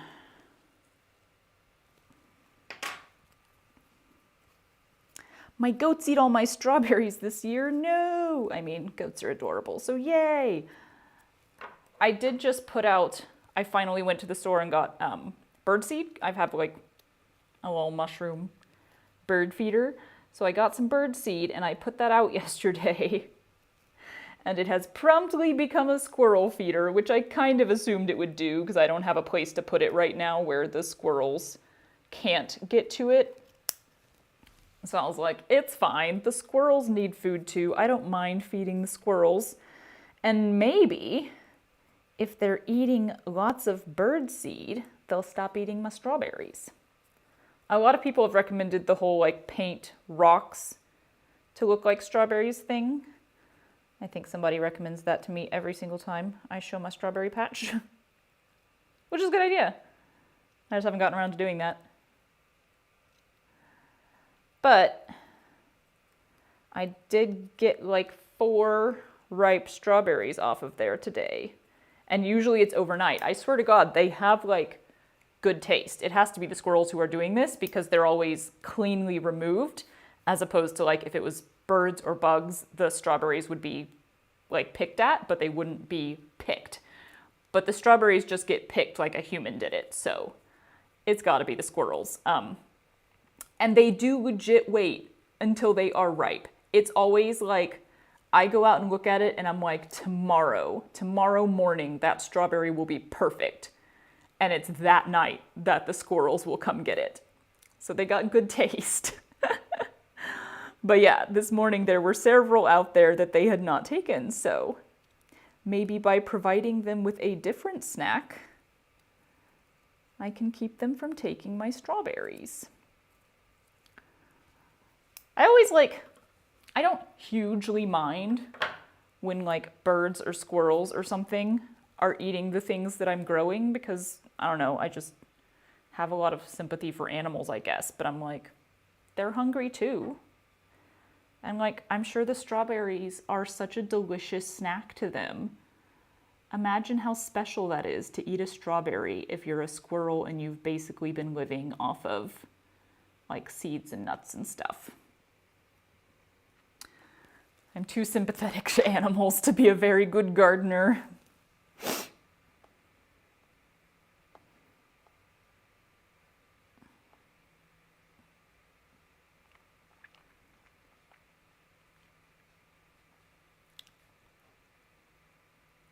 You're the reason I own 2 sewing machines now. I never told you you need 2 sewing machines. But goody. My grandmother taught me to sew detailed felt Christmas stockings. It became a tradition. Yeah, so I have a video way back on my channel of me designing and making one myself. We all had the bacilli? I'm not sure how you pronounce it. Christmas stockings when we were kids, all 7 of us in my family. My mom had made one for each of us, and they were very, very special. I'm gonna zoom this in a little bit more, actually. They were very special.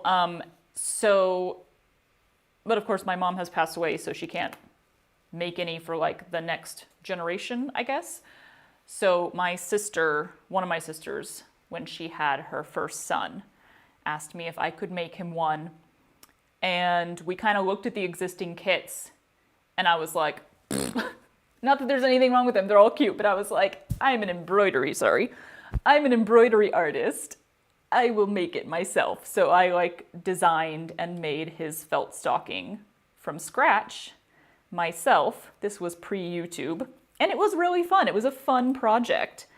And then they had another child, and she asked me to make him one as well. And that was when I was doing YouTube. So there is a YouTube video of me making a little felt Christmas stocking from scratch, and that is actually the reason I own all this felt. I have bought a little bit more since I started this project, specifically to get like purples and pinks and turquoises and stuff, colors I didn't have, but like the only reason I already had a whole stock of felt was because of doing those Christmas stockings. It's a really fun project. I even had, nobody else asked me to do this. I would not do this now. But I even had just like a stranger reach out to me and ask if I could design one for her to make. So I didn't make the stocking for her, but I made the pattern for it, I guess. I would not do that now. It was a fun project, but this was before I got like super into YouTube being my actual job. So don't even ask, I wouldn't do it again.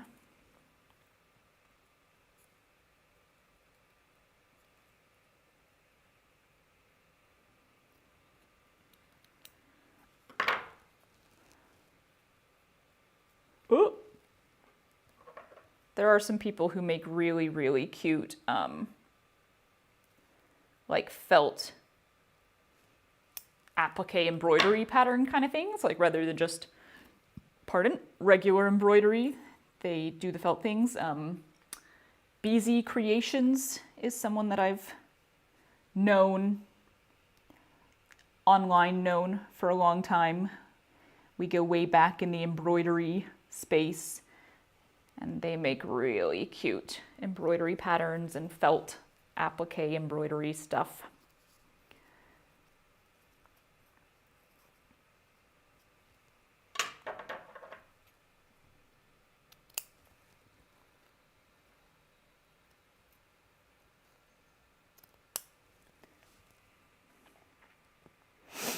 Thinking in this economy?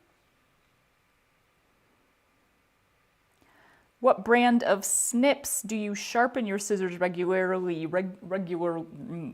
Nope, can't say that. I've actually never sharpened any of my scissors. I think my priority before scissors would be sharpening some of our knives in the kitchen, which drastically need it, and I just never get around to it. There's a knife sharpener guy who used to set up at Joann every once in a while. And then there's also, it might be the same guy, but he also goes to like the farmers markets in the areas. And we're always like, we're gonna remember this time to take our knives and get them sharpened. And we don't remember. But yeah, I've never sharpened anything. I do not know what brand of snips these cute little squirrels are, but I got them from Seams Fabric in Michigan. I got them from their online store, which is where I got that whale fabric for the dress I made recently. They had a lot of really cute stuff. Goodness. Sorry, I've set my phone up in a little pot so I can look at the chat, but then anytime it buzzes, it like reverberates against the pot and you probably can't hear it at all, but it is loud for me.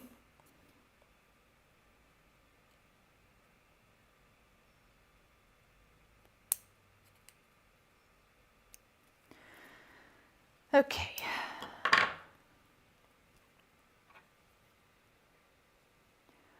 Get him out of here first.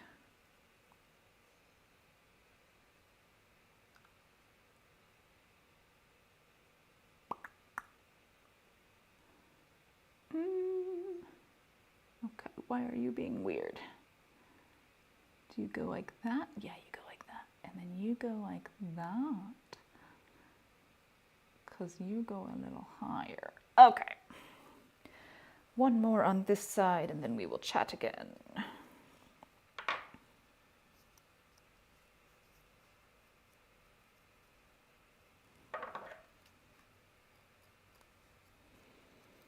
Oh goodness.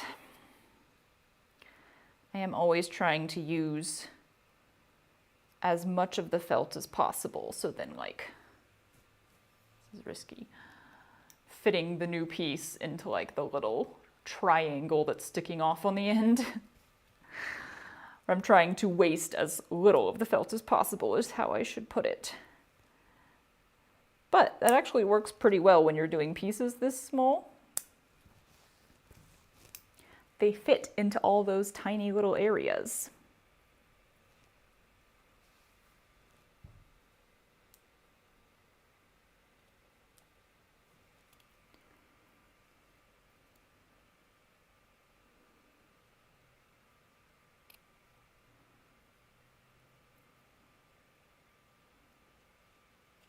Intense focus. Tiny piece.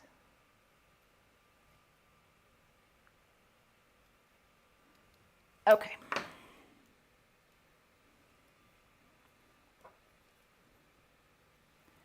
One side completed. I haven't quite decided how I'm going to do the antennae and then like the legs on the beetles, because really trying to do a thin tile of felt, like thin enough to be the right size for this size of butterfly.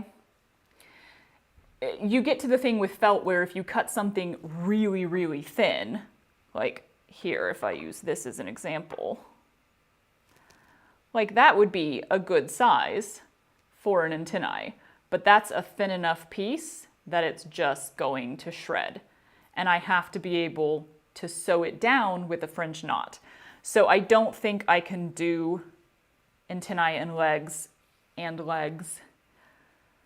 with the felt pieces. So what I might do is like at the very end, because I would have to get all of the surrounding pieces on first, I might go in and embroider it on with just like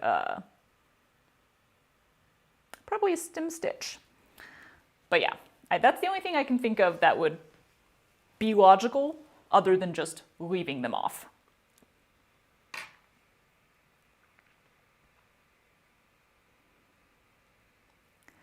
Working on my sashiko while watching. That's fun.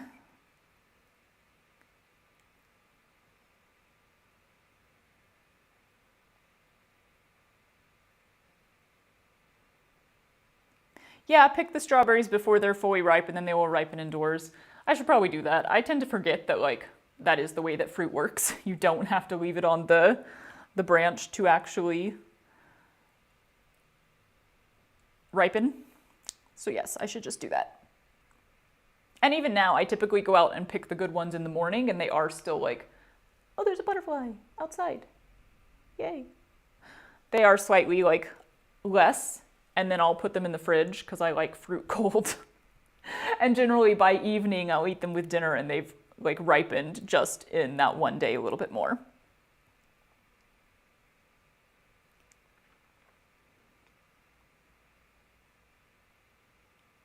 Has anyone seen those squirrel picnic tables? Oh my God. That'd be the cutest thing to just photograph the squirrels in your backyard if you just got the little picnic table and then put a bunch of snacks on it, set out and hid, or put a camera facing at it and filmed whatever happened. That would be fun.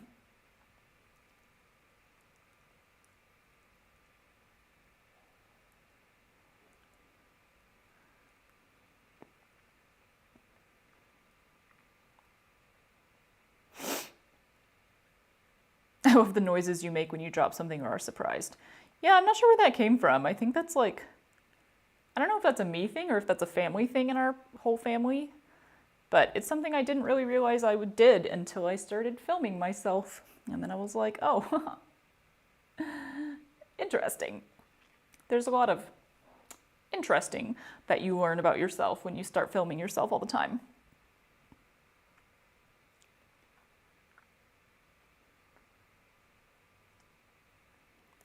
How are you getting the tiles to stay in place before you sew them? So I put them on a felt backing because felt kind of sticks to felt, just so that I can lay them out and make sure that the design looks good and stuff. When I sew them onto the skirt, I'm just sewing one tile at a time. So like with the butterfly, I'll start with the center of its body and then I just work out. Like that's why I tested on the felt first, because I want to make sure that everything lines up correctly. But I'm just working one piece at a time. Sometimes if I'm like, this might be affected by the piece next to it, I'll pin like one other piece on. But I learned on the top that if I try to pin a bunch of the tiles on, it just makes sewing a pain in the butt. It's not worth it. So yeah, basically it's one at a time. So they're just getting secured by the actual embroidery.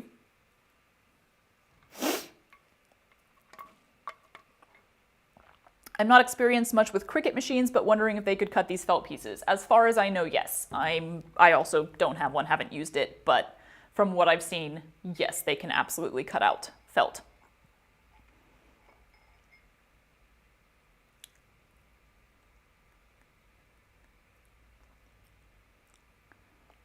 Have you tried needle felting? Not yet, but it's on my list and I got a kit for it, so sometime fairly soon. Hi from Dallas. You're in my home area, she says with a southern accent. I've started English smocking. That's fun. Smocking was a delight. There's definitely like a lot of smocking ideas I still have.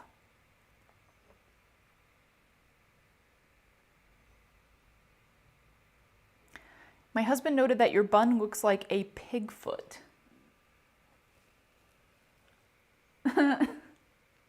I see it. I do see what he means. Oh, that's a good one.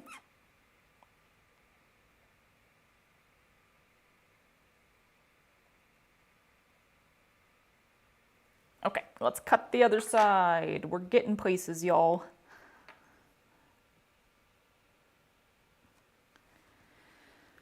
And then I will go eat some lunch.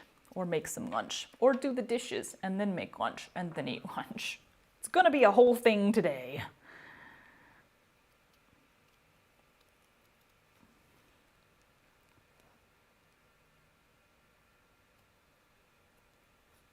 I just realized that I put this whole thing up here and then promptly started cutting off screen way over here. It's like I'm purposely avoiding the camera, begging the question, what was the point?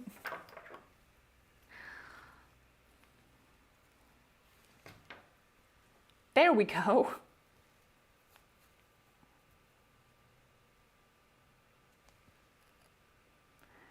This is the hard part about filming anything really small though, because I generally will set up the camera and be like, yeah, that was totally like where you were doing that thing, where you were stitching or drawing or cutting out, like that was the area. And then the second that I start filming, I will like pull into here and be like, I'm gonna work up here, and the camera is just blank. I've gotten better at remembering you're filming right now. So remain conscious of that and actually be in frame. But that is why often I just go for a wider frame and I'm like, No close-up of this.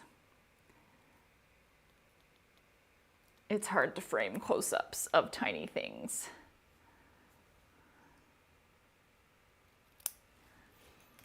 Ooh, pins. Calm yourself. Okay, that was this guy.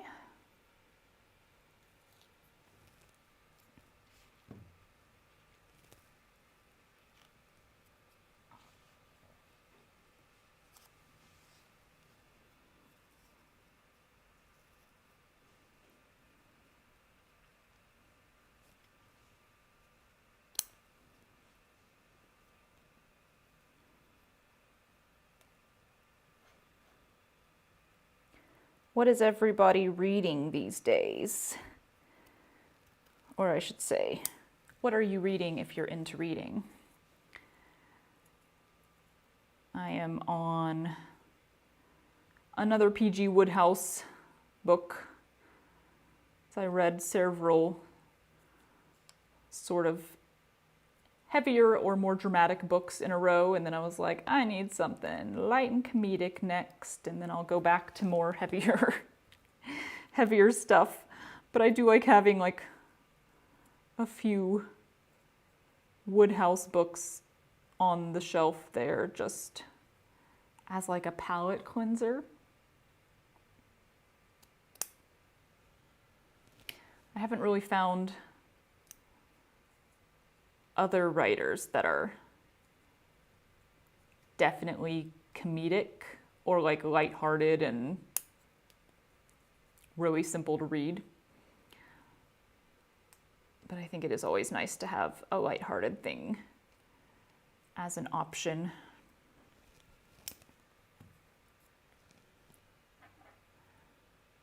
There's a piece. Let me get him out of here. And then that goes in like that.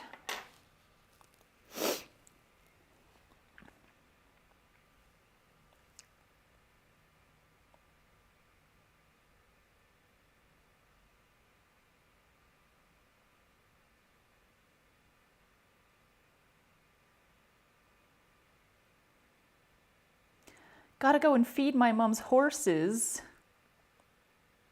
Jealous. I really need to well, I don't know. I was always obsessed with horses without really being a full-on horse girl. We didn't have much opportunity to interact with horses growing up because any kind of lessons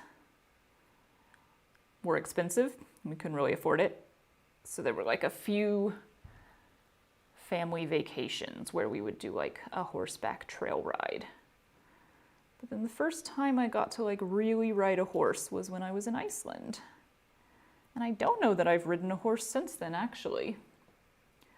But there's a lot of horseback riding, I guess, in California, in the area where I am. There's a lot of stables and places where you can go get lessons or something like that.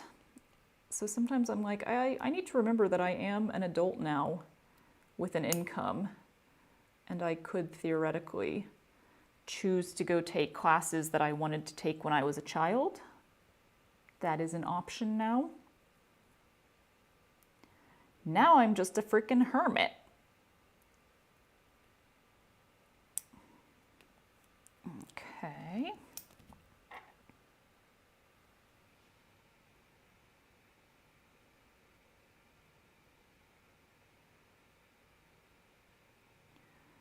A few of these I will probably adjust slightly more when I'm sewing them onto the skirt, just to try to get those lines as even as possible.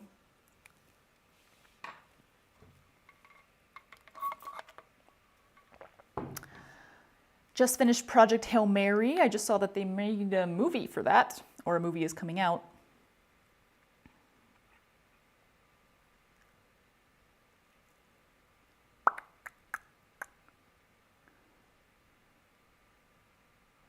Currently reading a ton of research papers. Sad day indeed. I mean, I hope it's a subject you're interested in at least, but I get that that could be pretty boring.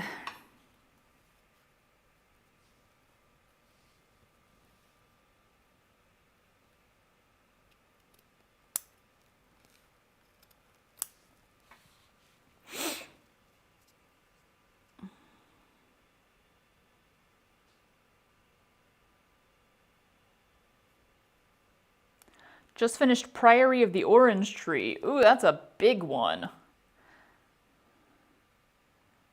Some people suggested that one when I asked for book recommendations. And I like glanced at it when I was at the bookstore and I was like, okay, I'm gonna leave that one till a little bit later. Kind of the same with like reading series.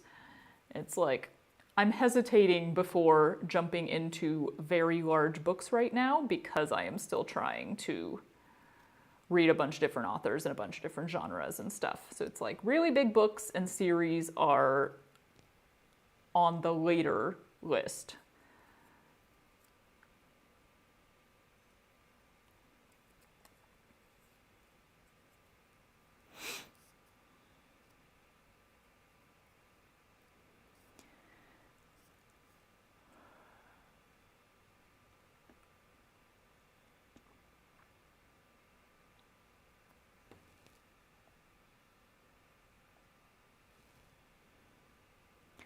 I have no short-term memory, so I stick to audiobooks. That's still reading. That is just reading made more accessible to more people, which is a good thing.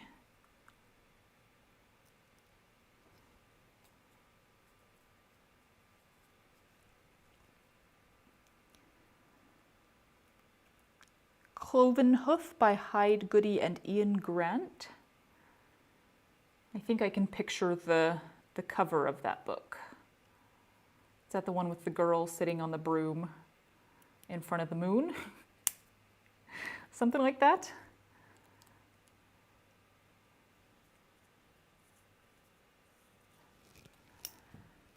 Okay, there's that one. Is that right? Yeah, that's right. Two more.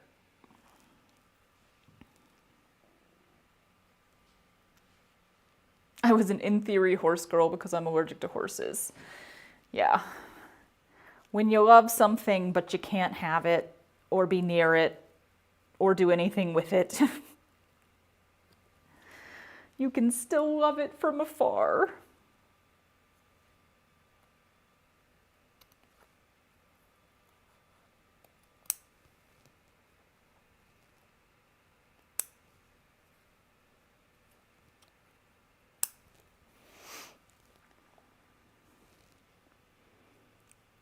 I took horsemanship as my PE credit. Jealous. That's so cool. There was like, you know, growing up where I grew up, there were a lot of people who like had horses and that was a normal thing for them. I just didn't like personally know any of them, but I remember at one point, I was maybe like 10 or 11, and this girl who had been in my dance class with me for years was like, oh yeah, my horses, blah, blah, blah, blah, blah. And I was like, why didn't you tell me you had horses? We could have been friends. Because yes, I would have faked a friendship in order to get to hang out with horses. She was a lovely girl. I just didn't really get to know anybody in our dance classes because like you knew each other in the same way that like as an adult you might know somebody from work that you don't hang out with outside of work. Because we kind of just showed up, took class during which we were not allowed to talk. So we had a strict British dance teacher. And then you left. So you never really got to know people really well. But I was like, well, if I'd known you had horses. And she just didn't care. And I was like, ugh, that's the thing. The kids who are used to like having horses, having family horses, they don't care about it because it's just normal to them. And me, I was like, I would like give my left arm just to breathe the air that horses are breathing. I remember when the remake of Flicka came out. I know there's like an older version of this, but it was the one that came out somewhere in the 2000s. I like sobbed all the way through that movie. Again, I was probably like 11 or 12 or something like that. But I like, it's not that sad of a movie. I don't know, I'm sure something happens with the horse at the end. I can't even remember anymore. But I do remember crying all the way through the movie because I cried for a lot of different emotions, and this emotion was jealousy.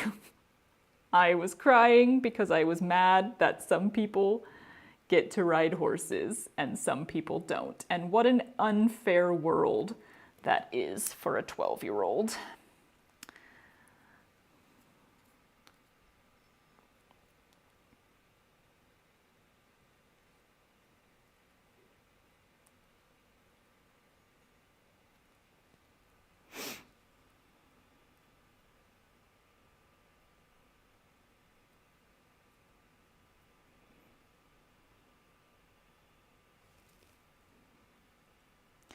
You're making me want to do a stained glass embroidery piece. Do it. I will whisper in your ear. Do it. Huzzah! All right, we got a full butterfly, a full cloudless sulfur butterfly. Next step will be sewing him onto the skirt, which we will not do right now because we already been here for like an hour and a half.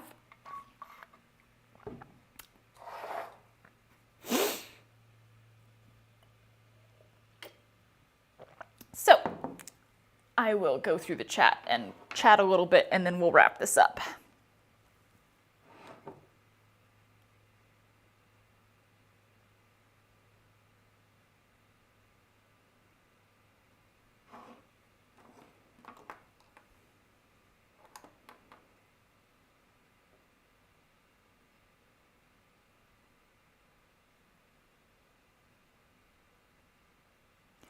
I really want to read the original Planet of the Apes novel.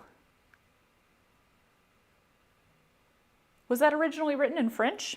I don't know anything about those books. That's fascinating. I did not know that.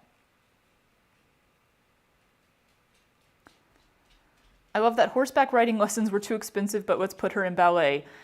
Yeah, I guarantee where I was growing up, horseback riding was much more expensive than ballet, but also my family had like deals with our ballet teacher because they'd known her for so long.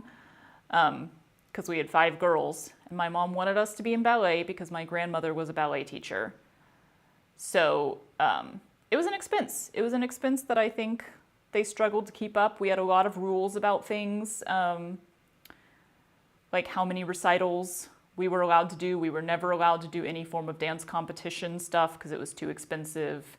It was like we were allowed to do 1 performance a year, 1 costume. We were only allowed to take ballet because we couldn't do like jazz, tap, all of that stuff.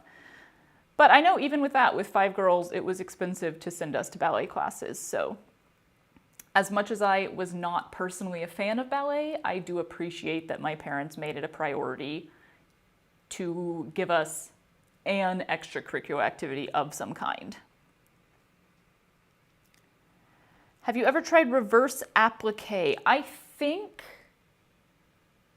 in the like book of embroidery stitches and techniques I went through once, I think there was a reverse applique in there. I can't really remember.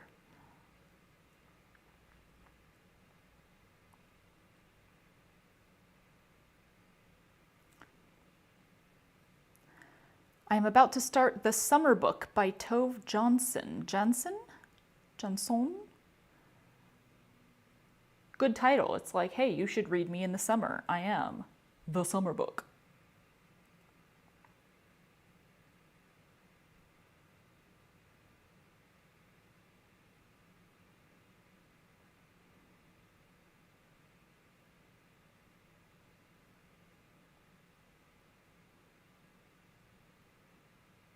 Love audiobooks in theory, hate dialogue, all the same voice.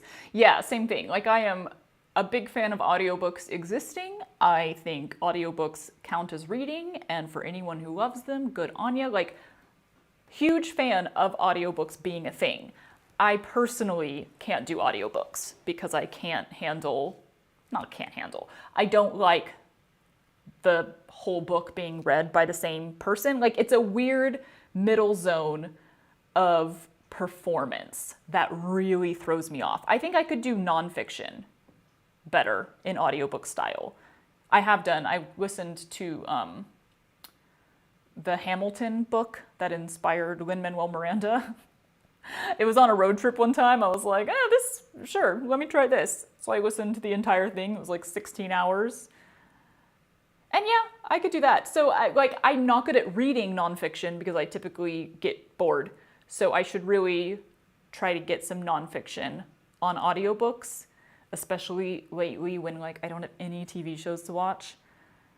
Because that would be a really good way to consume nonfiction for somebody who struggles to read it. But yeah, when it comes to fiction, I can't personally really do audiobooks. But I am so glad that they exist for people who do like that.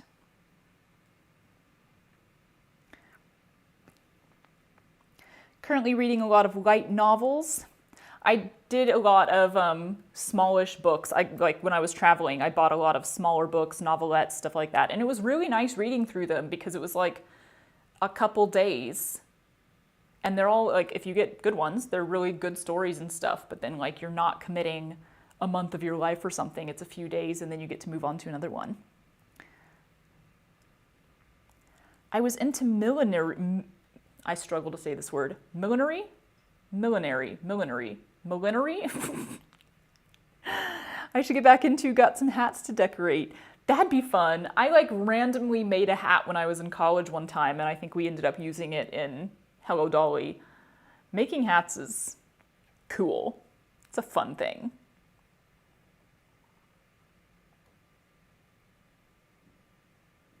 I'm taking a vacation at home this week. That's fun. Working on a diamond painting. Sometimes you need that. Sometimes you need to get out of the house and travel and go see a new place, and sometimes you just need to take some off time in your own space.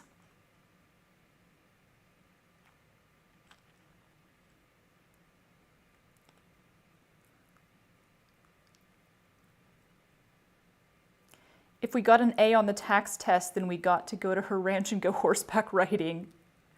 That's an awesome teacher. So fun. And yeah, bribe those kids. Do you have any sewing machine recommendations? Please help. No, not technically, because since I've started sewing at home, I've only used the Singer Fashion Mate that I have. I'm fairly certain it's a pretty inexpensive, like, starter sort of sewing machine. So if that's what you're going for, I will say I've been sewing for 3 years now, and it has not failed me. It's been working fine. So I'm not necessarily like, you should get a Singer, or like, I have no brand loyalty towards them. I can just say that like, this fairly inexpensive sewing machine has been working fine for 3 years. And that's about the only info on sewing machines I'm able to give, because while I'm sure I used other brands at other times, I used to work for David's Bridal, those were industrial sewing machines. I can't even remember what brand those were.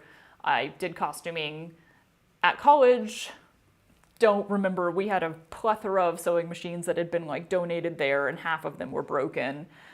So I've used other sewing machines, but I don't have any like specific memory of them, and I am not I'm not tied to any specific brand. I'm not an ambassador for any of them or something, so I can't like sit here and be like, you should get this certain brand.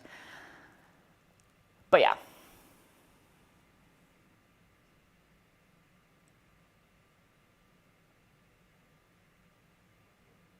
Currently working on a big fish pillow. That's fun.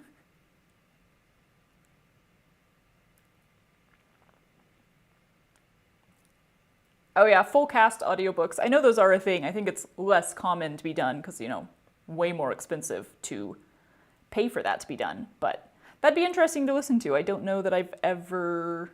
I think I've listened to an audiobook that had two.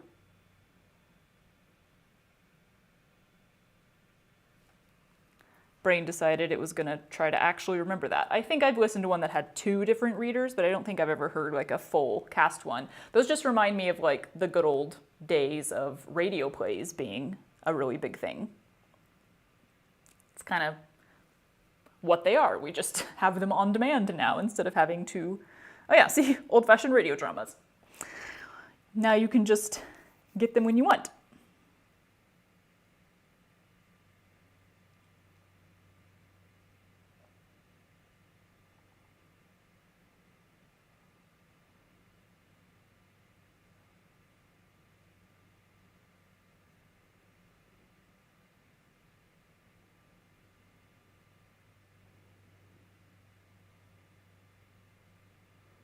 Yeah, people are suggesting sewing machines for you.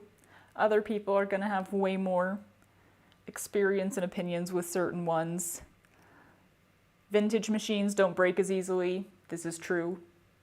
This is true of literally anything. Yes, stuff is made to break at this point, which is why I'm genuinely surprised that a pretty cheap starter sewing machine that I've been using with really solid consistency. Like, it's not just like, oh, I've been sewing for 3 years now. It's like, I've been sewing almost full time for 3 years now. And it's still fine. And that was even with me, like, not cleaning it until I've been using it for 2 years. Woohoo!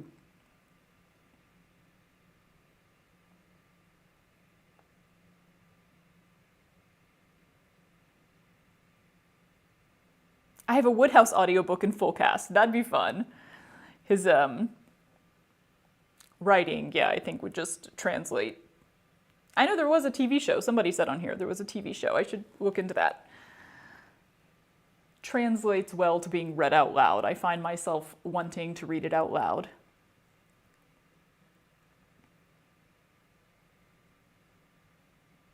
Our local community theater performed full cast old-fashioned radio dramas. That's really cool, and that's a good way to do like a lower budget production. It's like kind of between doing just like a play reading and doing a full production. It's a good idea. The first, well, it was technically the second play that I encountered freshman year of college, encountered meaning that our college produced. We started the year with a junior... I'm just a bill. What is that called? Schoolhouse Rock Junior? Yeah, Schoolhouse Rock Live Junior. So it was like a kid show, which we didn't always do, but it just so happened that my freshman year, that was the first one. So then like the first straight play that we did was a play that was originally a radio play, whose name is now going to fly out of my brain. So it was really cool the way that they staged it. They did do like a full staging of it, but it was cool how that translated. Ooh, see, now I'm getting hungry around 10 o'clock. That's usually when I start getting hungry in the morning, when I've been awake for 3 to 4 hours. Alrighty, well, we're gonna wrap this up for today. That went well. No focus issues this time. I think what I'm discovering, and this is what I will look into at some point, is that once I hook up the camera to the computer, there's no autofocus anymore. It's like whatever I was focused on when I turned it on is where it stays. I don't know why that is. Autofocus is definitely like still on. I didn't turn it off. So it has to be like turning off on its own. So I'll have to look into that. It works great for this kind of stuff because the table is not gonna move. So it should remain in focus. But yeah, I think that's why on the last live stream, when I like made the screen go back on, it was focusing on me really close up and then it refused to autofocus anywhere else. So next time it's not webcam on me, I will look into that. But thankfully, not an issue when I'm doing a flat lay, which is what the next several will be. Do you want to see the rest of the butterflies before we go? Obviously, I'm not going to live stream cutting out and sewing on every single one of them, but I might do one or two more. We've got a blue Adonis, and this is not the right color for it. It needs to be like a little bit of a darker blue than this, but I don't have the right felt color, so I have to go see if I can find it at Michael's or something, and if not, we're just cheating, and it'll be this color. Then we're doing, I forget the name of this one, which is why I just called it Emerald. It's Emerald something, but it's all green. Like some nice, dark, brilliant, bright greens. This one is called an orange tip butterfly, although technically the tips are brown. It's brown, orange, and then white. So I thought that would be a nice, different something or other.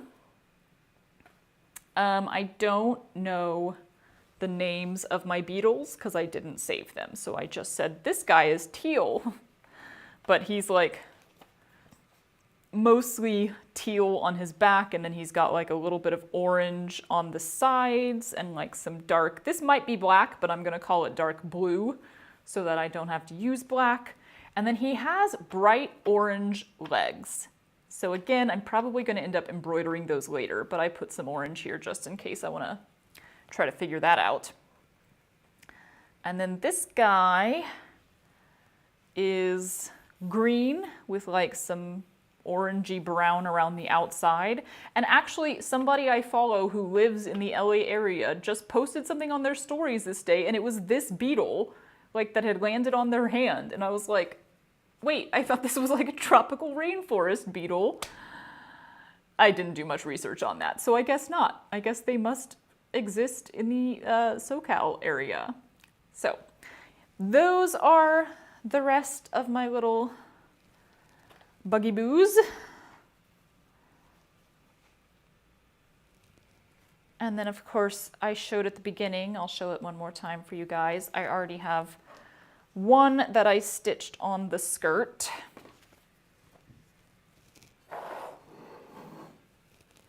Which is called a Julia butterfly. So that was the first one there. Oh, that way. All orange. So yeah, once I finish all of the bugs and butterflies and stuff, I'm gonna wrap up the current video that I'm working on and go ahead and post it, because then the whole stained glass skirt is probably gonna go on hold again for a little bit. There's just other projects that I wanna work on, and I wanna make sure that I don't burn out on this. I don't get tired of it and start hating it, and I wanna do a good job. So doing all of the foliage and filling in the whole rest of the skirt is quite daunting. It's a lot. So I've decided that I'm just gonna pause for a little bit, finish the video that I'm working on, and make that all a separate video. And that has, oh, greatly relieved me. It's taken a small little weight off my shoulders when it comes to this project. So yeah, it'll be slow. People have started demanding or asking for part 2 on Instagram, being like, where is it? I don't see it. And I'm like, you cannot make me do this project faster than I want to do this project. You just can't. Welcome to demand avoidance, first of all. But like, I'm not going to rush a project because people can't wait to see it. That's not a good idea. I want to like doing my projects, and I want to like what they look like at the end. So we are going to do it in our own time. And I have another project that I want to get started very soon. It's patchwork. I'm really excited to do some more patchworking. And I don't know how long that's going to take. So got to give myself some time for that one.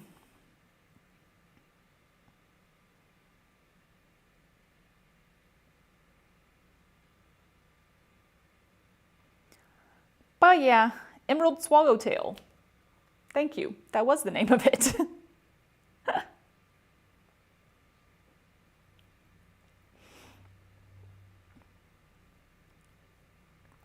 Is that felt or fabric? This is felt. I'm doing the tiles in felt. Oh, hey, good morning. I'm about to leave. Sorry you just joined. We are wrapping this up. Everyone say bye.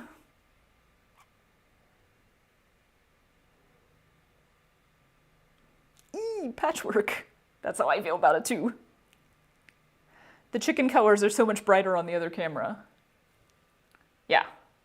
Welcome to this being a real camera and this being a webcam. Webcams are so low quality, usually. You can get higher quality ones, but this is the one that's like actually built into my laptop and it is low quality.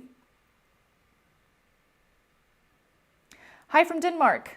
Hi and bye. We're wrapping it up. Good, good. Everyone's saying bye. Perfect. It's been real. It's been fun. See you next time, whenever that may be. If you're watching the video not live, comment and tell me which butterflies you want to see, butterflies or beetles, you want to see me working on. And I might comply. I also might not though. Okay, bye!